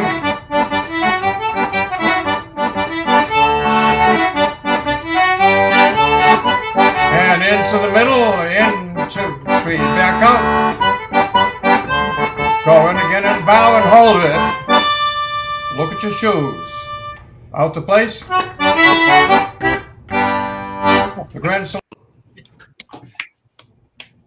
Grand Salute. Everybody can be doing that in their home right now. Lay salute. Anyway, it's done in Quebec still to this day. It's part of one of the Saratoga Lancers, one of the quadrilles. I don't know if it's figure 3 or 4. But the tune itself came from the Beggar's Opera, which goes back to the 1700s. And they still use that tune today. The Beggar's Opera? What? That particular music that I use is from the Beggar's Opera. There's a famous opera called the Beggar's Opera. I'm not familiar with that. Yes, there is. Oh, It goes back to the 1700s. cool. Yeah. All right. You have anything else you'd like to offer up? Not right now, but the next dance I would do would be what we call the Gallopede, and that dance is from United Kingdom. I think it's from Warwickshire. I'm not sure. And I always use the tune Yarmouth Reel because it's 3-part tune. It's two A's, 1 B, and a C. And on the C music, it fits just right for the hand clapping that you're doing on it. But that particular dance, the first time I heard it was over in Chester, Vermont. Went to a folk festival over there years ago. And Emerson Lang was the chief caller. And he said, everybody up in long lines to do a dance called the Mousetrap Reel. But what it was the Gallopede, except I didn't know at the time. And I thought, oh, this is the Mousetrap Reel. And I thought it was a Vermont dance. And the reason that he called it the Mousetrap Reel was at the end of the dance, everybody's going forward and back. Anyway, and crossover, forward and back, across back to place, then they'll all swing. And then the first couple will sashay down to the bottom. Yeah. And then the next call will be all forward and back. And if it's a long line and that couple has not made it to the bottom, they get squeezed. And that's why it's called the Mousetrap Reel. The English have taken the Country Dance Society and, quote, cleaned that dance up a little bit. So they do it with maybe 6 couples. So there's no question of you getting to the trap. Yeah. But anyway, too bad they didn't clean it up. I like it the way it was. You mentioned the Yarmouth Reel and for the tune, and then how it went with the clapping. I'm not familiar. What do you mean by the clapping part? Well, when they're going down the middle, it's 1, 2, 3, 1, 2, 3. 1, 2, 3, 1, 2, 3, 1, 2, 3. You mean everybody that's not going, everybody besides the people sashaying down the center do that? No, there's only one couple going down the middle, and the other ones are clapping while they're going down. Right. Okay. I never started that way. Okay. Yeah, a little 1, 2, 3 there. Yeah. Cool. Yeah. It's like dancing the polka with your hands, kind of. I don't know. It's just that it fits that. A lot of people will do a lot of people call the Gallopede, they call the Yarmouth Reel, they call it Gallopede. And the name of the dance is Gallopede. The name of the tune is Yarmouth Reel. And you can use, it's best to use a reel, but you can use any other, like the Muffin Man. Sure. Or, yeah, it works with any tune. Yeah, Yankee Doodle, doesn't matter. But it goes nice to that tune. You know, to me, that's like the most fundamental tune to teach when you're starting with a raw group of people. You know, is that and I've been doing that at Maine Fiddle Camp. That's literally almost always the first set dance that I would call to get people going. Yeah, and I love playing that tune too. Yeah, I like to do the circle dance first because then they're seeing each other across the set, and you can start without having to. You don't have to teach anything. You can just get going. In fact, the Gallopede, I really don't teach it. I start the music and say everybody go forward 4 steps, but they're going to music. And rather than walk them through first, that's laborious. And I think that people want to get going, get the show on the road. And, they're not, I mean, at Maine Fiddle Camp, they didn't come there to learn to dance. They came to play fiddle tunes, which are used for dancing, but it's not a dance camp. So if you spend a lot of time teaching the dance, when really you ought to get going dancing, it's a social occasion. It's a time for people to meet other campers. It can be a form of courtship, but I don't like getting into a dance class. The only time we did a dance class was a couple of years ago, a couple of summers ago. Greg and I did an afternoon workshop, took all afternoon to do the Money Musk, and that was great. That was absolutely wonderful. And Greg was doing that tune at one of his workshops, and he said, well, let's do the dance that goes with it. So he got me over, and he played the tune on the fiddle, and just him. And I taught them the dance, and I showed them the stepping, told them about not much background, but a little history of the dance, particularly in the Monadnock region. And they 6 couples, and they learned the dance. It was just great. And I think we ought to do that again. Make it as a specialty workshop. So we could take dances like Chorus Jig and Hall's Victory and Money Musk again. I just assumed Money Musk was the only one. But Lady of the Lake, it's got to be done sometime. Whether we like it or not, we've got to do it. Yeah, absolutely. No, actually, at camp, I think Maggie and Chrissy have taken the time to run some specialty workshops with more advanced dancing. So we kind of start off the first night with some dancing, keep it real basic, but then we can always appeal to the more experienced dancers by having, just like what you're talking about. Maybe you could mention that, Maggie. So you've done that a few times, haven't you? Sure. And also, Dudley, you're reminding me of a time I was learning Lady of the Lake with Lissa, and she had us all learn the calls. And then we went to the evening dance back when the dances were still in the dining hall. And as a chorus, we all called Lady of the Lake because she said, if you're learning to play that tune on the fiddle, you got to learn how to call it too. And so I think you were there, Dudley, and we kind of gathered around you and gave the calls, tried to keep up with you. Yeah. But more recently, I have led some calling workshops in the afternoons, and Chrissy has as well. And sometimes we use that same approach of just getting a chorus of callers to all do it at the same time, or sometimes they take turns and really try to get the sense of the timing of it, having it go along with the music. So you're training up callers, but then we're also having classic contra dances that are a little more complex than the more basic ones, right? Sometimes, yeah. We have also run sometimes an afternoon contra dance session with an open band, and then dances that are a little bit more modern, I guess. And so we get those in once in a while at Maine Fiddle Camp, in addition to the barn dance. You know, I think we've done some work with Chrissy in the past with the old classics too. Chrissy's been interested in keeping the classics going. Why don't you say something about that, Chrissy? Well, I had a lot of things that were springing to mind. Gosh, so many things. I want to just tag on quick to what Maggie was saying, that and the whole Gallopede idea. I got to research the tune thing, Dudley. You're blowing my mind with this Yarmouth reel.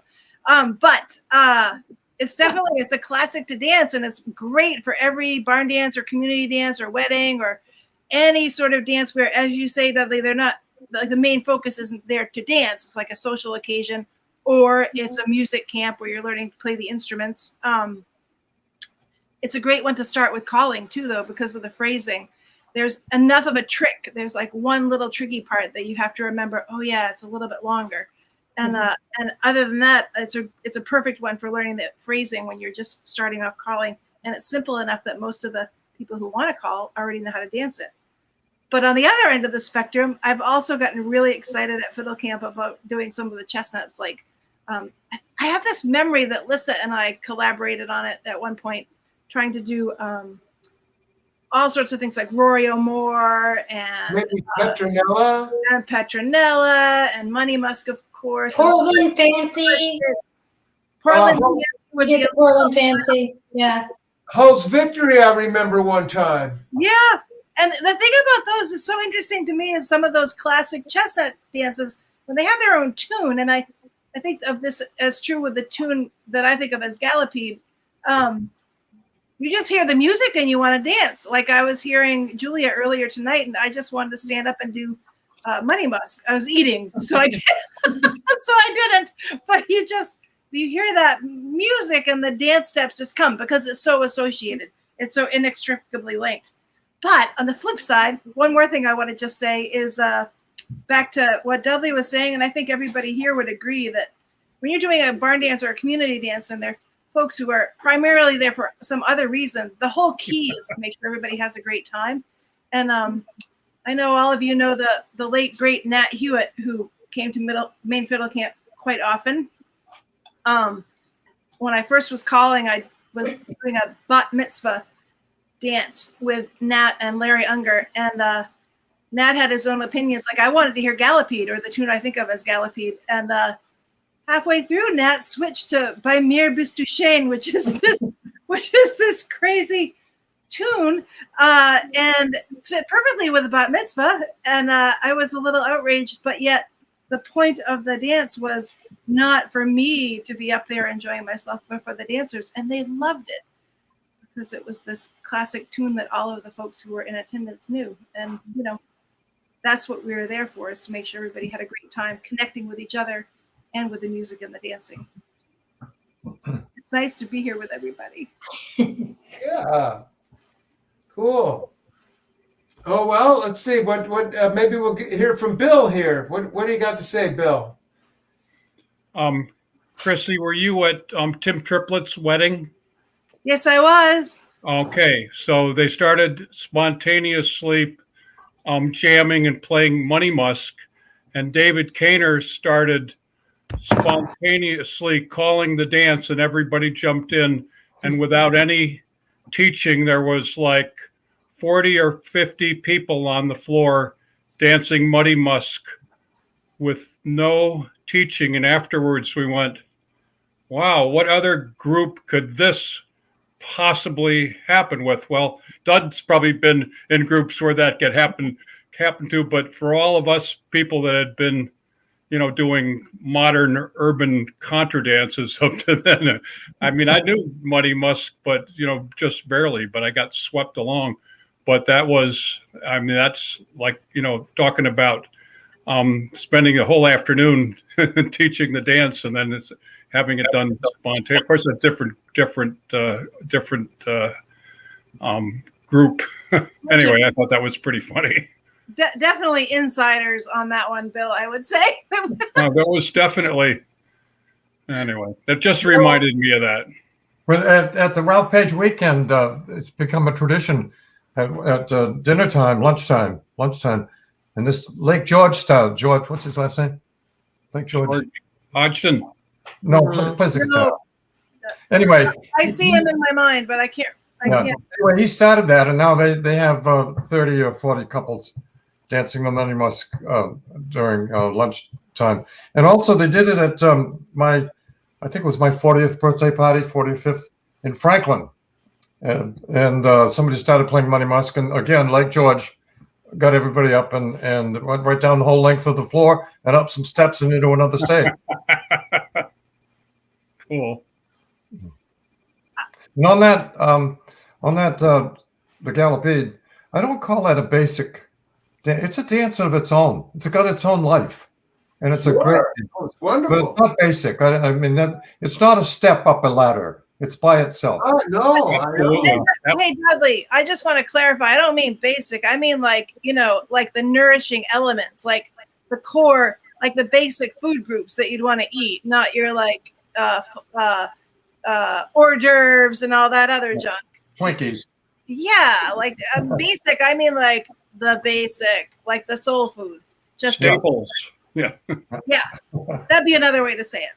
Yeah. Not basic. You know, I've run into, you know, real experienced dancers that are offended to if you want to call that dance. They feel like that it's sort of beneath them or something. And to me, that just defeats the whole point of the dancing. Should be first and foremost a social occasion. I just can't get somebody's mindset that's just, you know, too boring for them. In other words, they somehow crave just being massively demanded mental gyrations or something. Yeah, I don't get it at all, because it's an elegant, wonderful dance and with room for self-expression. And but anyway, I think Doug, what I think though, that there's all sorts of people who are really longtime expert dancers,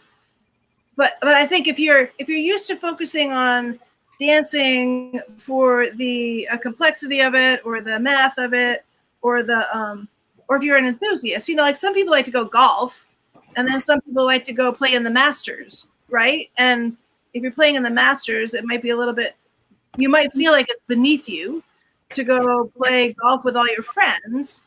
But some people like it's more about their friends and the place they're with and adapting the dance that everybody can do, right? And I think that's what I want. I think it's an approach. I don't think it necessarily has to do with the skill of the dancers or their experience or longevity, but it just has to do with the attitude of, why are you there, and what do you want? Like I think, I mean that's one thing that, as many folks might know, I help organize dances, and that's one of the things that we say about our dance in Belfast is we don't want to be thinking. We're there to work with each other and enjoy the music. We don't want a real mental exercise. I think our dancers appreciate that, because when you have, 30% people who've never danced before, then it's much more fun to do something like Galopede, where you can goof off all you want if you're highly skilled, but it doesn't break down and fall apart. Like the chestnuts that I did at Maine Fiddle Camp did. Well, Chrissy, I was going to echo what Chrissy said. I was going to say it's the setting, but I think what we're getting to is it's what someone's expectation is, because experienced dancers are perfectly happy to do something like Galopede if it's a social setting or a wedding gathering or something like that. So it's they might come to a dance with something else in mind, and so I think it's almost more about expectations for the setting that they've arrived at. And hard to get them to change their expectation if they had something else in mind. Yeah, like you can't advertise caviar and give somebody deviled eggs, right? Even though they're delicious. And vice versa. You have to kind of know what, but you also, but you can stretch people too and be like, well, you like caviar, you might really like these deviled eggs, and throw in a little bit of other stuff here and there. I don't know. I'm digressing. Should somebody do a dance? You know what another subject that I sort of feel about that's a good example with Dudley is the art of melding the perfect tune with the perfect calls and what works and what doesn't. And if you understand the music and the dance calls like he does, you can make sure that happens. But nowadays there can be this disconnection between whatever the caller's agenda is and then whatever music happens to be playing. And so I really like that idea of, the integration of the tunes and the dance that work together really well.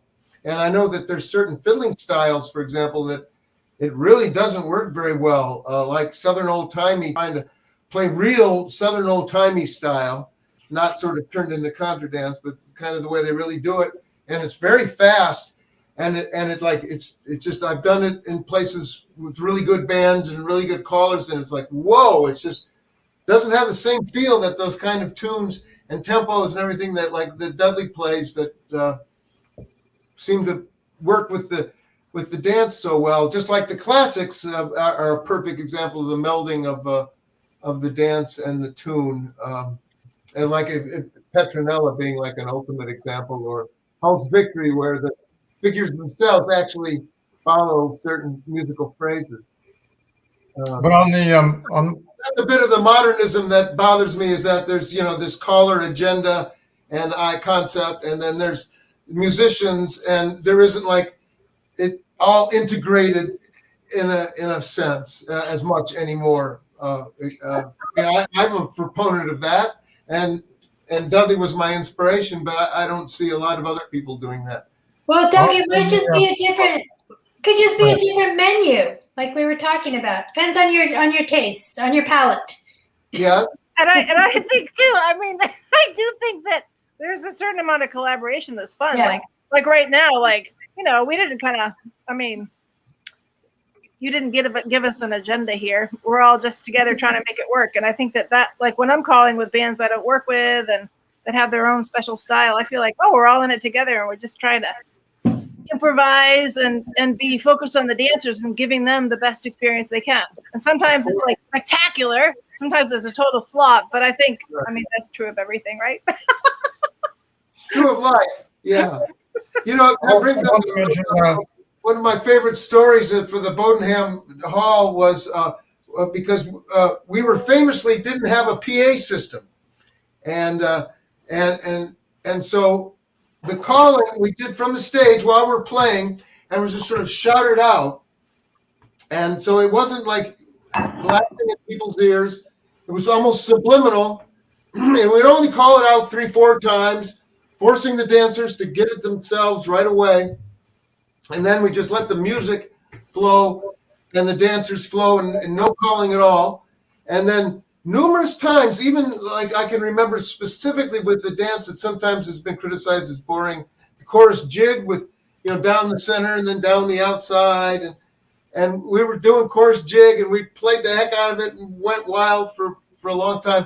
Finally, the band ends, but the band stops, but the dancers were so into the rhythm and the whole thing that they just kept dancing like 3, 4, 5 times through without our playing. That sort of collectiveness connection between the music and the dancers, and it was sort of like one of those magical moments. So I don't know, I just sort of attribute to that we didn't emphasize the calling and made people learn the dance right away so they could listen to the music and dance to the music, and really get into the dance with the music, all perfectly integrated. But I want to say something about Money Musk. Was that? One time I went to the cotillion down in Concord, Mass, and they did Money Musk, and so I was in the line. Right below me was Ernie Spence. Some of you may know him, and so we were going down the line. It was great. Music was great. I think it was Wild Asparagus and Ringers that came along that play that kind of music, and they were really doing a great job. But then they changed the tune, and both Ernie and I dropped out because it just wasn't working. And we got down to the bottom of the set, and then they went back to Money Musk, and we jumped back in. And afterwards, I went up and talked to, I guess her name is Katie now, it was Peter Barnes. And I said, how come, what'd you switch for?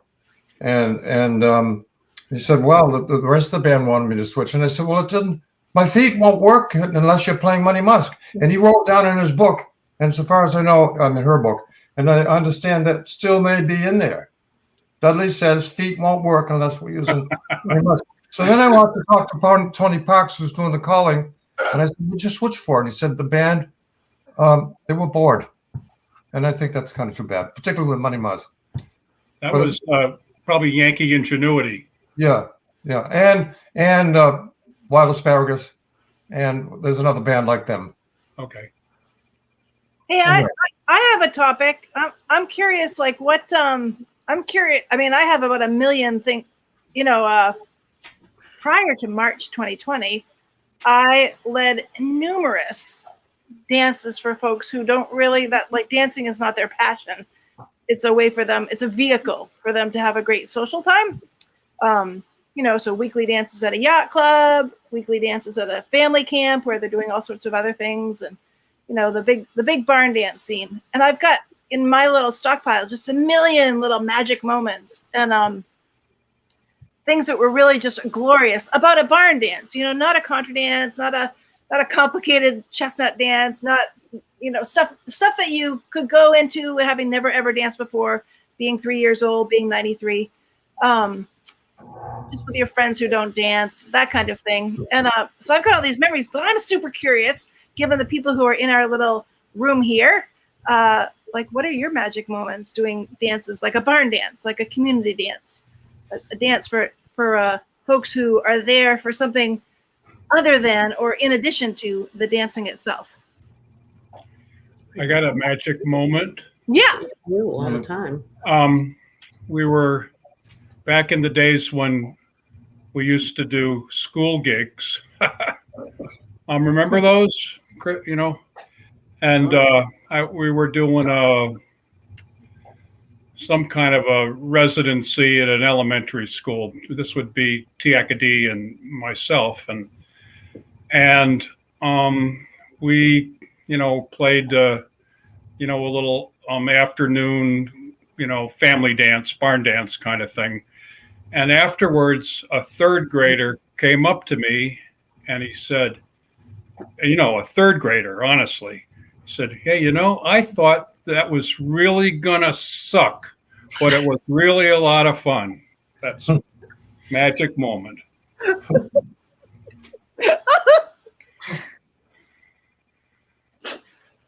I said, thank you. That's so good. Maggie? I'm trying to think of something, Chrissy. It's been so long. What's coming to mind is just very general sense of when you've got the multi-generational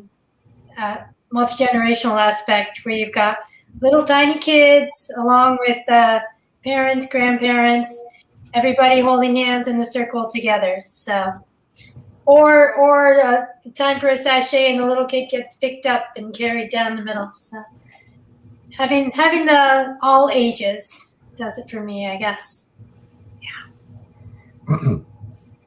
Hey, Doug, what about you? Oh, man. Doug? It's just, Doug.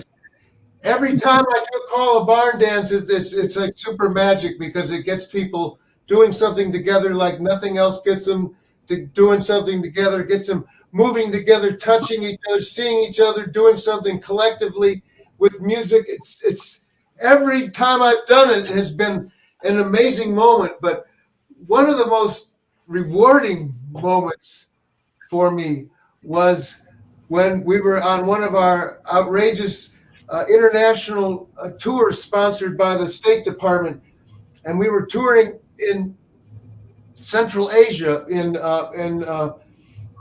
Kyrgyzstan, and part of our program was to collaborate with local musicians and dancers, and but in that region there isn't any much social dancing. It's the girls do a lot of this sometimes, and all the guys dance. If there's any dancing, the guys do it with just guys in their Muslim sort of countries.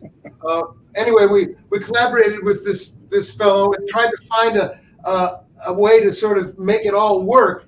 And he had these elaborate arrangements of unbelievable music he wanted us to learn.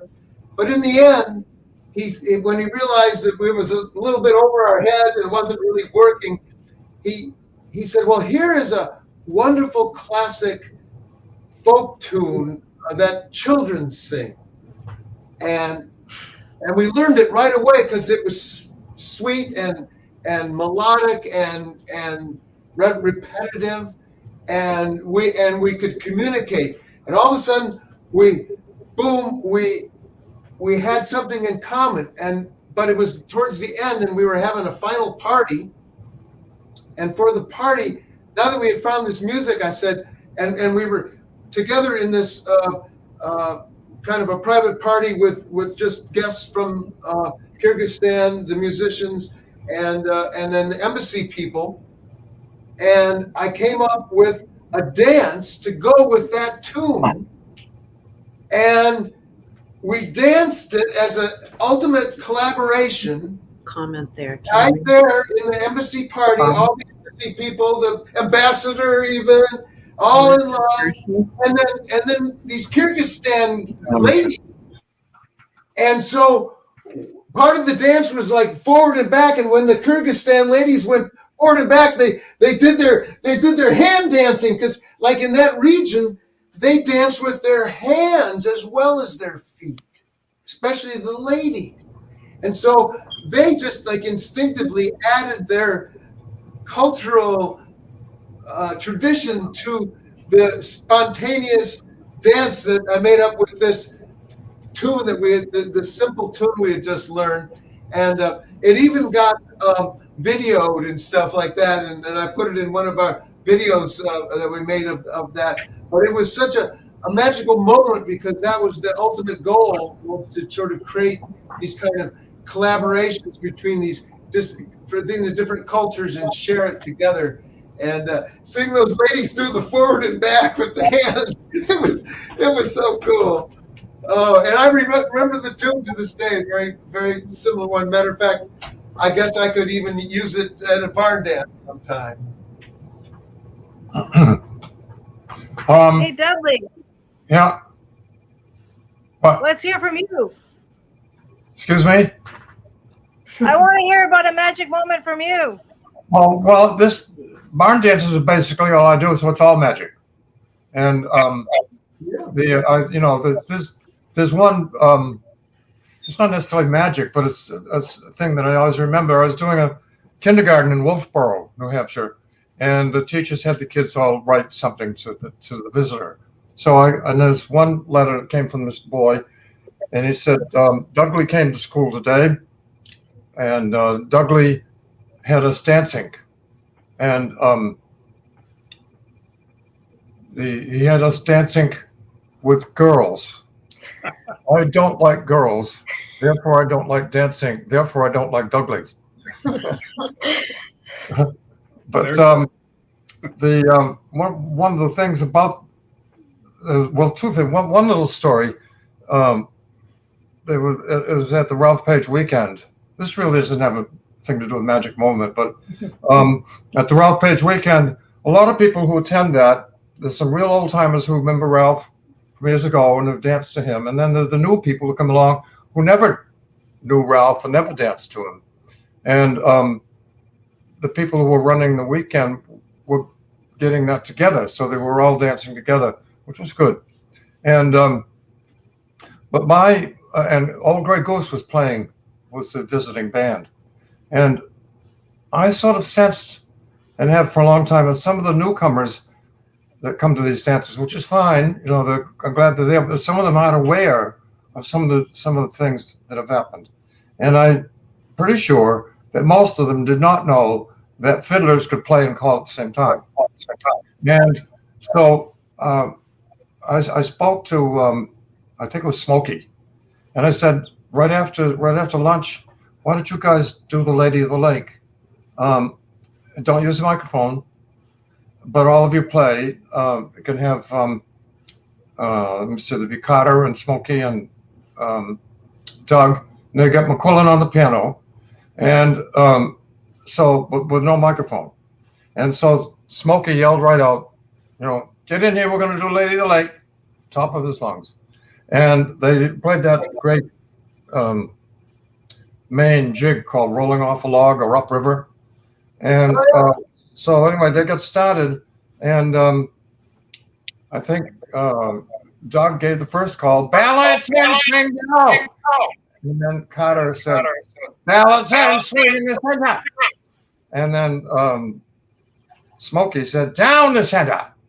And then all four at one time said, ladies change. Well, I could just, some of the people in that crowd, I'm not sure they were offended. I don't think they knew what happened to them. But anyway, that was just great. I remember that well. That was all your idea of doing that. It was funny as heck. Yeah. So sometime not right now, but I'd like to talk about dancing at the camp. Yep.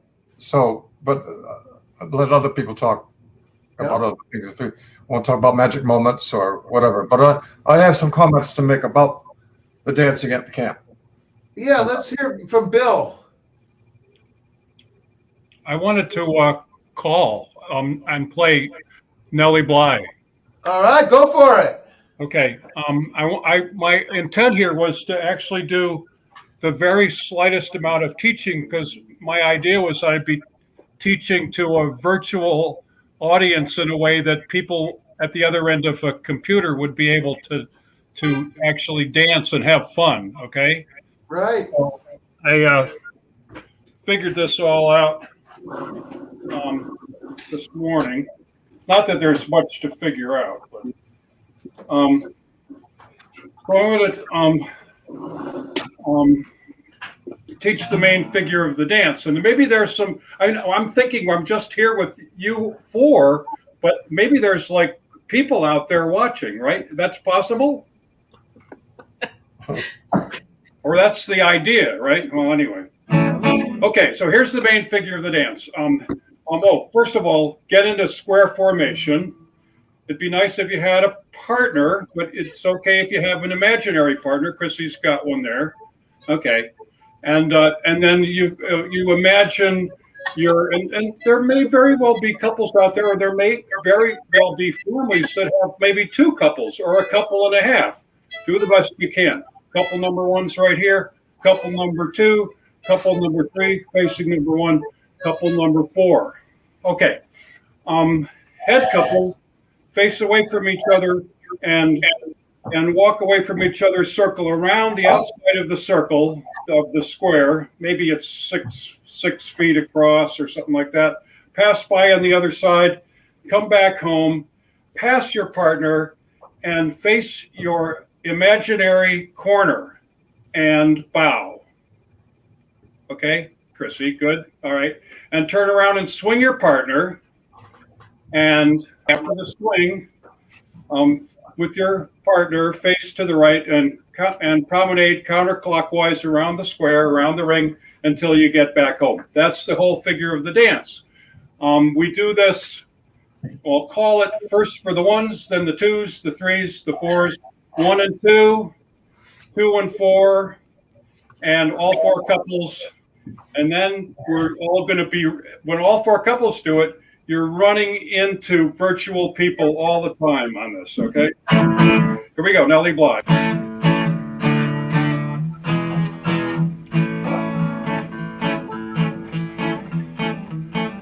Head couples separate, go round the outside track, all the way around that ring when you meet her coming back. Pass right by your partners, bow to your corners all. Turn around and swing your partner and you promenade that hall. Hey Nellie, ho Nellie, listen love to me. I'll sing for you, I'll play for you, dulcet melody. I forgot to tell you, we all sing that Hey Nellie, ho Nellie, listen love to me. Okay, here we go. Second couple, oh wait. And then when you, if you don't have another second couple, the first couple can promenade into the place where the second couple is supposed to be and go. The idea is to not stand around, but to dance. Here we go. Second couple separate, go around the outside track, all the way around that ring when you meet her coming back. Pass right by your partners, bow to your corners all. Turn around and swing your partner and you promenade that hall. Hey Nellie, ho Nellie, listen love to me. I'll sing for you, I'll play for you, a dulcet melody. Third couple separate, go round the outside track, all the way around that ring when you meet her coming back. Pass right by your partners, bow to your corners all. Turn around and swing your partner and you promenade that hall. Everybody, hey Nellie, oh Nellie, listen love to me. I'll sing for you, I'll play for you, dulcet melody, let's go on. Head two couples separate, go round the outside track, all the way around that ring when you meet her coming back. Pass right by your partners, bow to your corners all. Turn around and swing your partner and you promenade that hall. Hey Nellie, oh Nellie, listen love to me. I'll sing for you, I'll play for you, a dulcet melody. All four couples separate, go round the outside track, all the way around that ring when you meet her coming back. Pass right by your partners, bow to your corners all. Turn around and swing your partner and you promenade that hall. Here we go everybody! Hey Nellie, oh Nellie, listen love to me. I'll sing for you, I'll play for you, dulcet melody. Sing it again! Hey Nellie, oh Nellie, listen love to me. I'll sing for you, I'll play for you, a dulcet melody. Thank your partner. Thank your corner. Wave to the couple across the hall. Nellie Bly, thank you.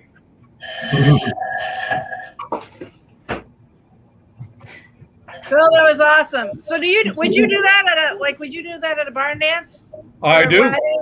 Yeah. It can be, I've done it at fiddle camp several times, and I've done it at barn dances. You know, there's a chorus figure with a grand right and left. Sometimes, depending upon the crowd, you do it anyway, knowing it's going to get discombobulated. But you always, it's a keeper, so you always end up, with your partner.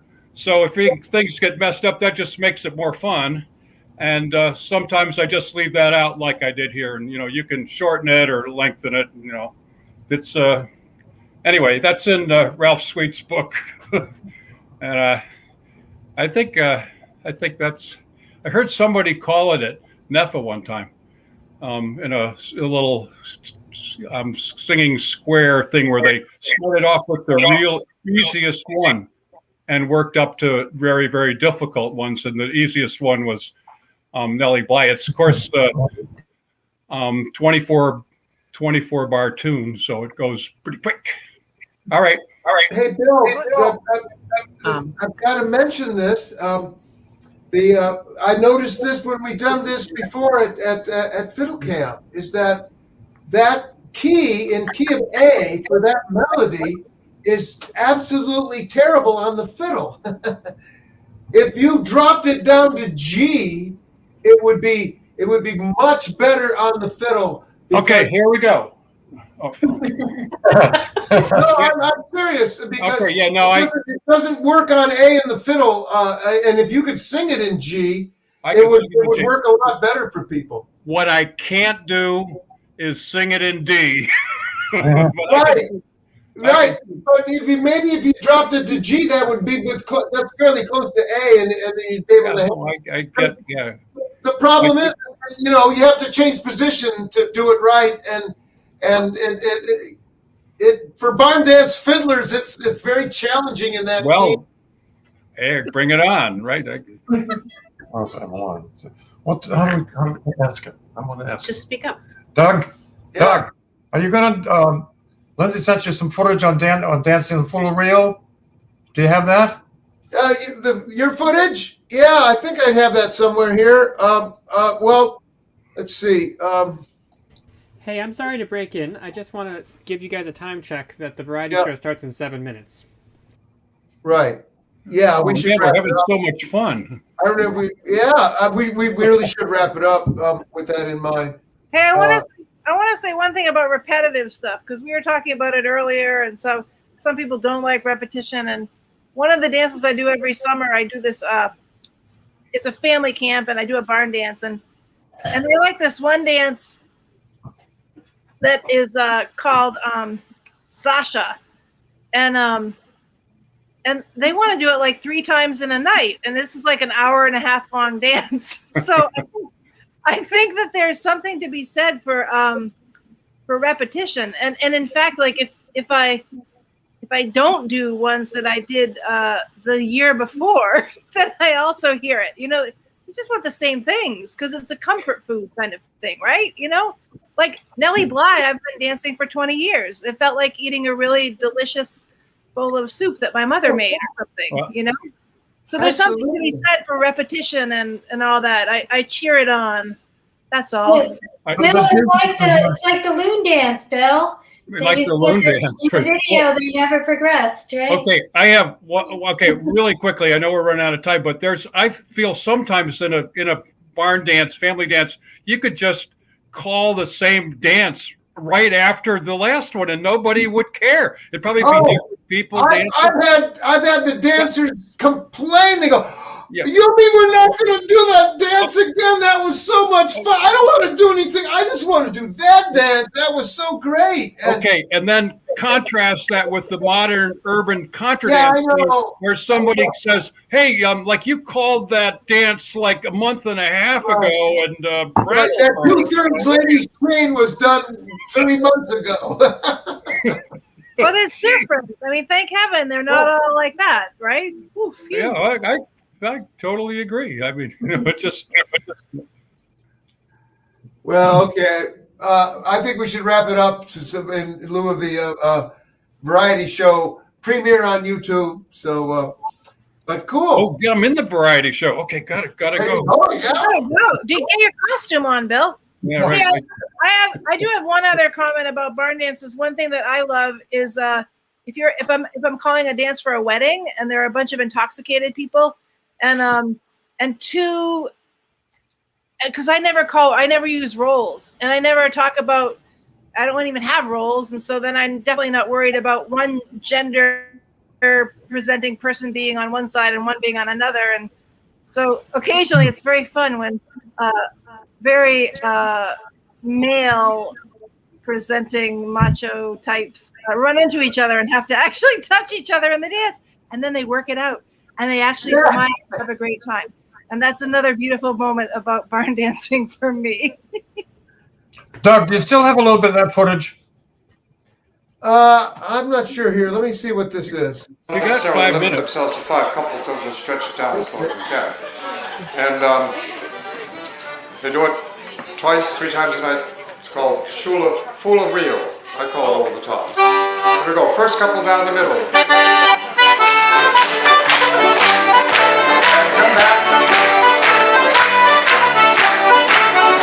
Over the top.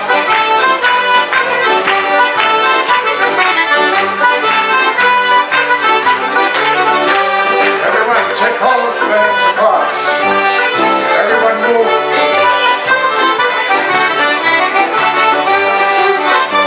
And everybody swing with your arm.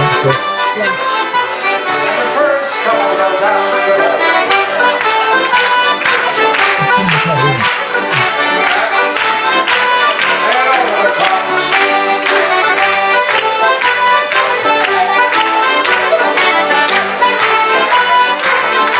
Both hands across. First couple. Bring it up.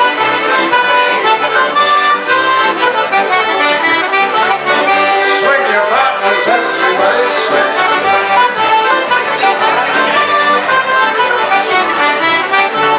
First chorus, one, top to middle.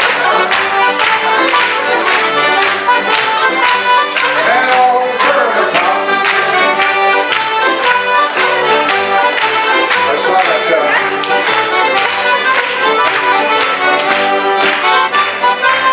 Both hands across. First couple, wave it out.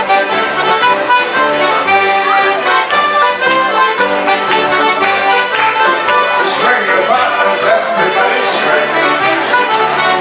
First couple go down the middle.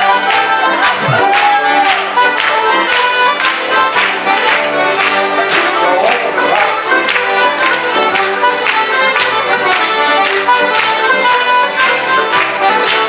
Wave it out.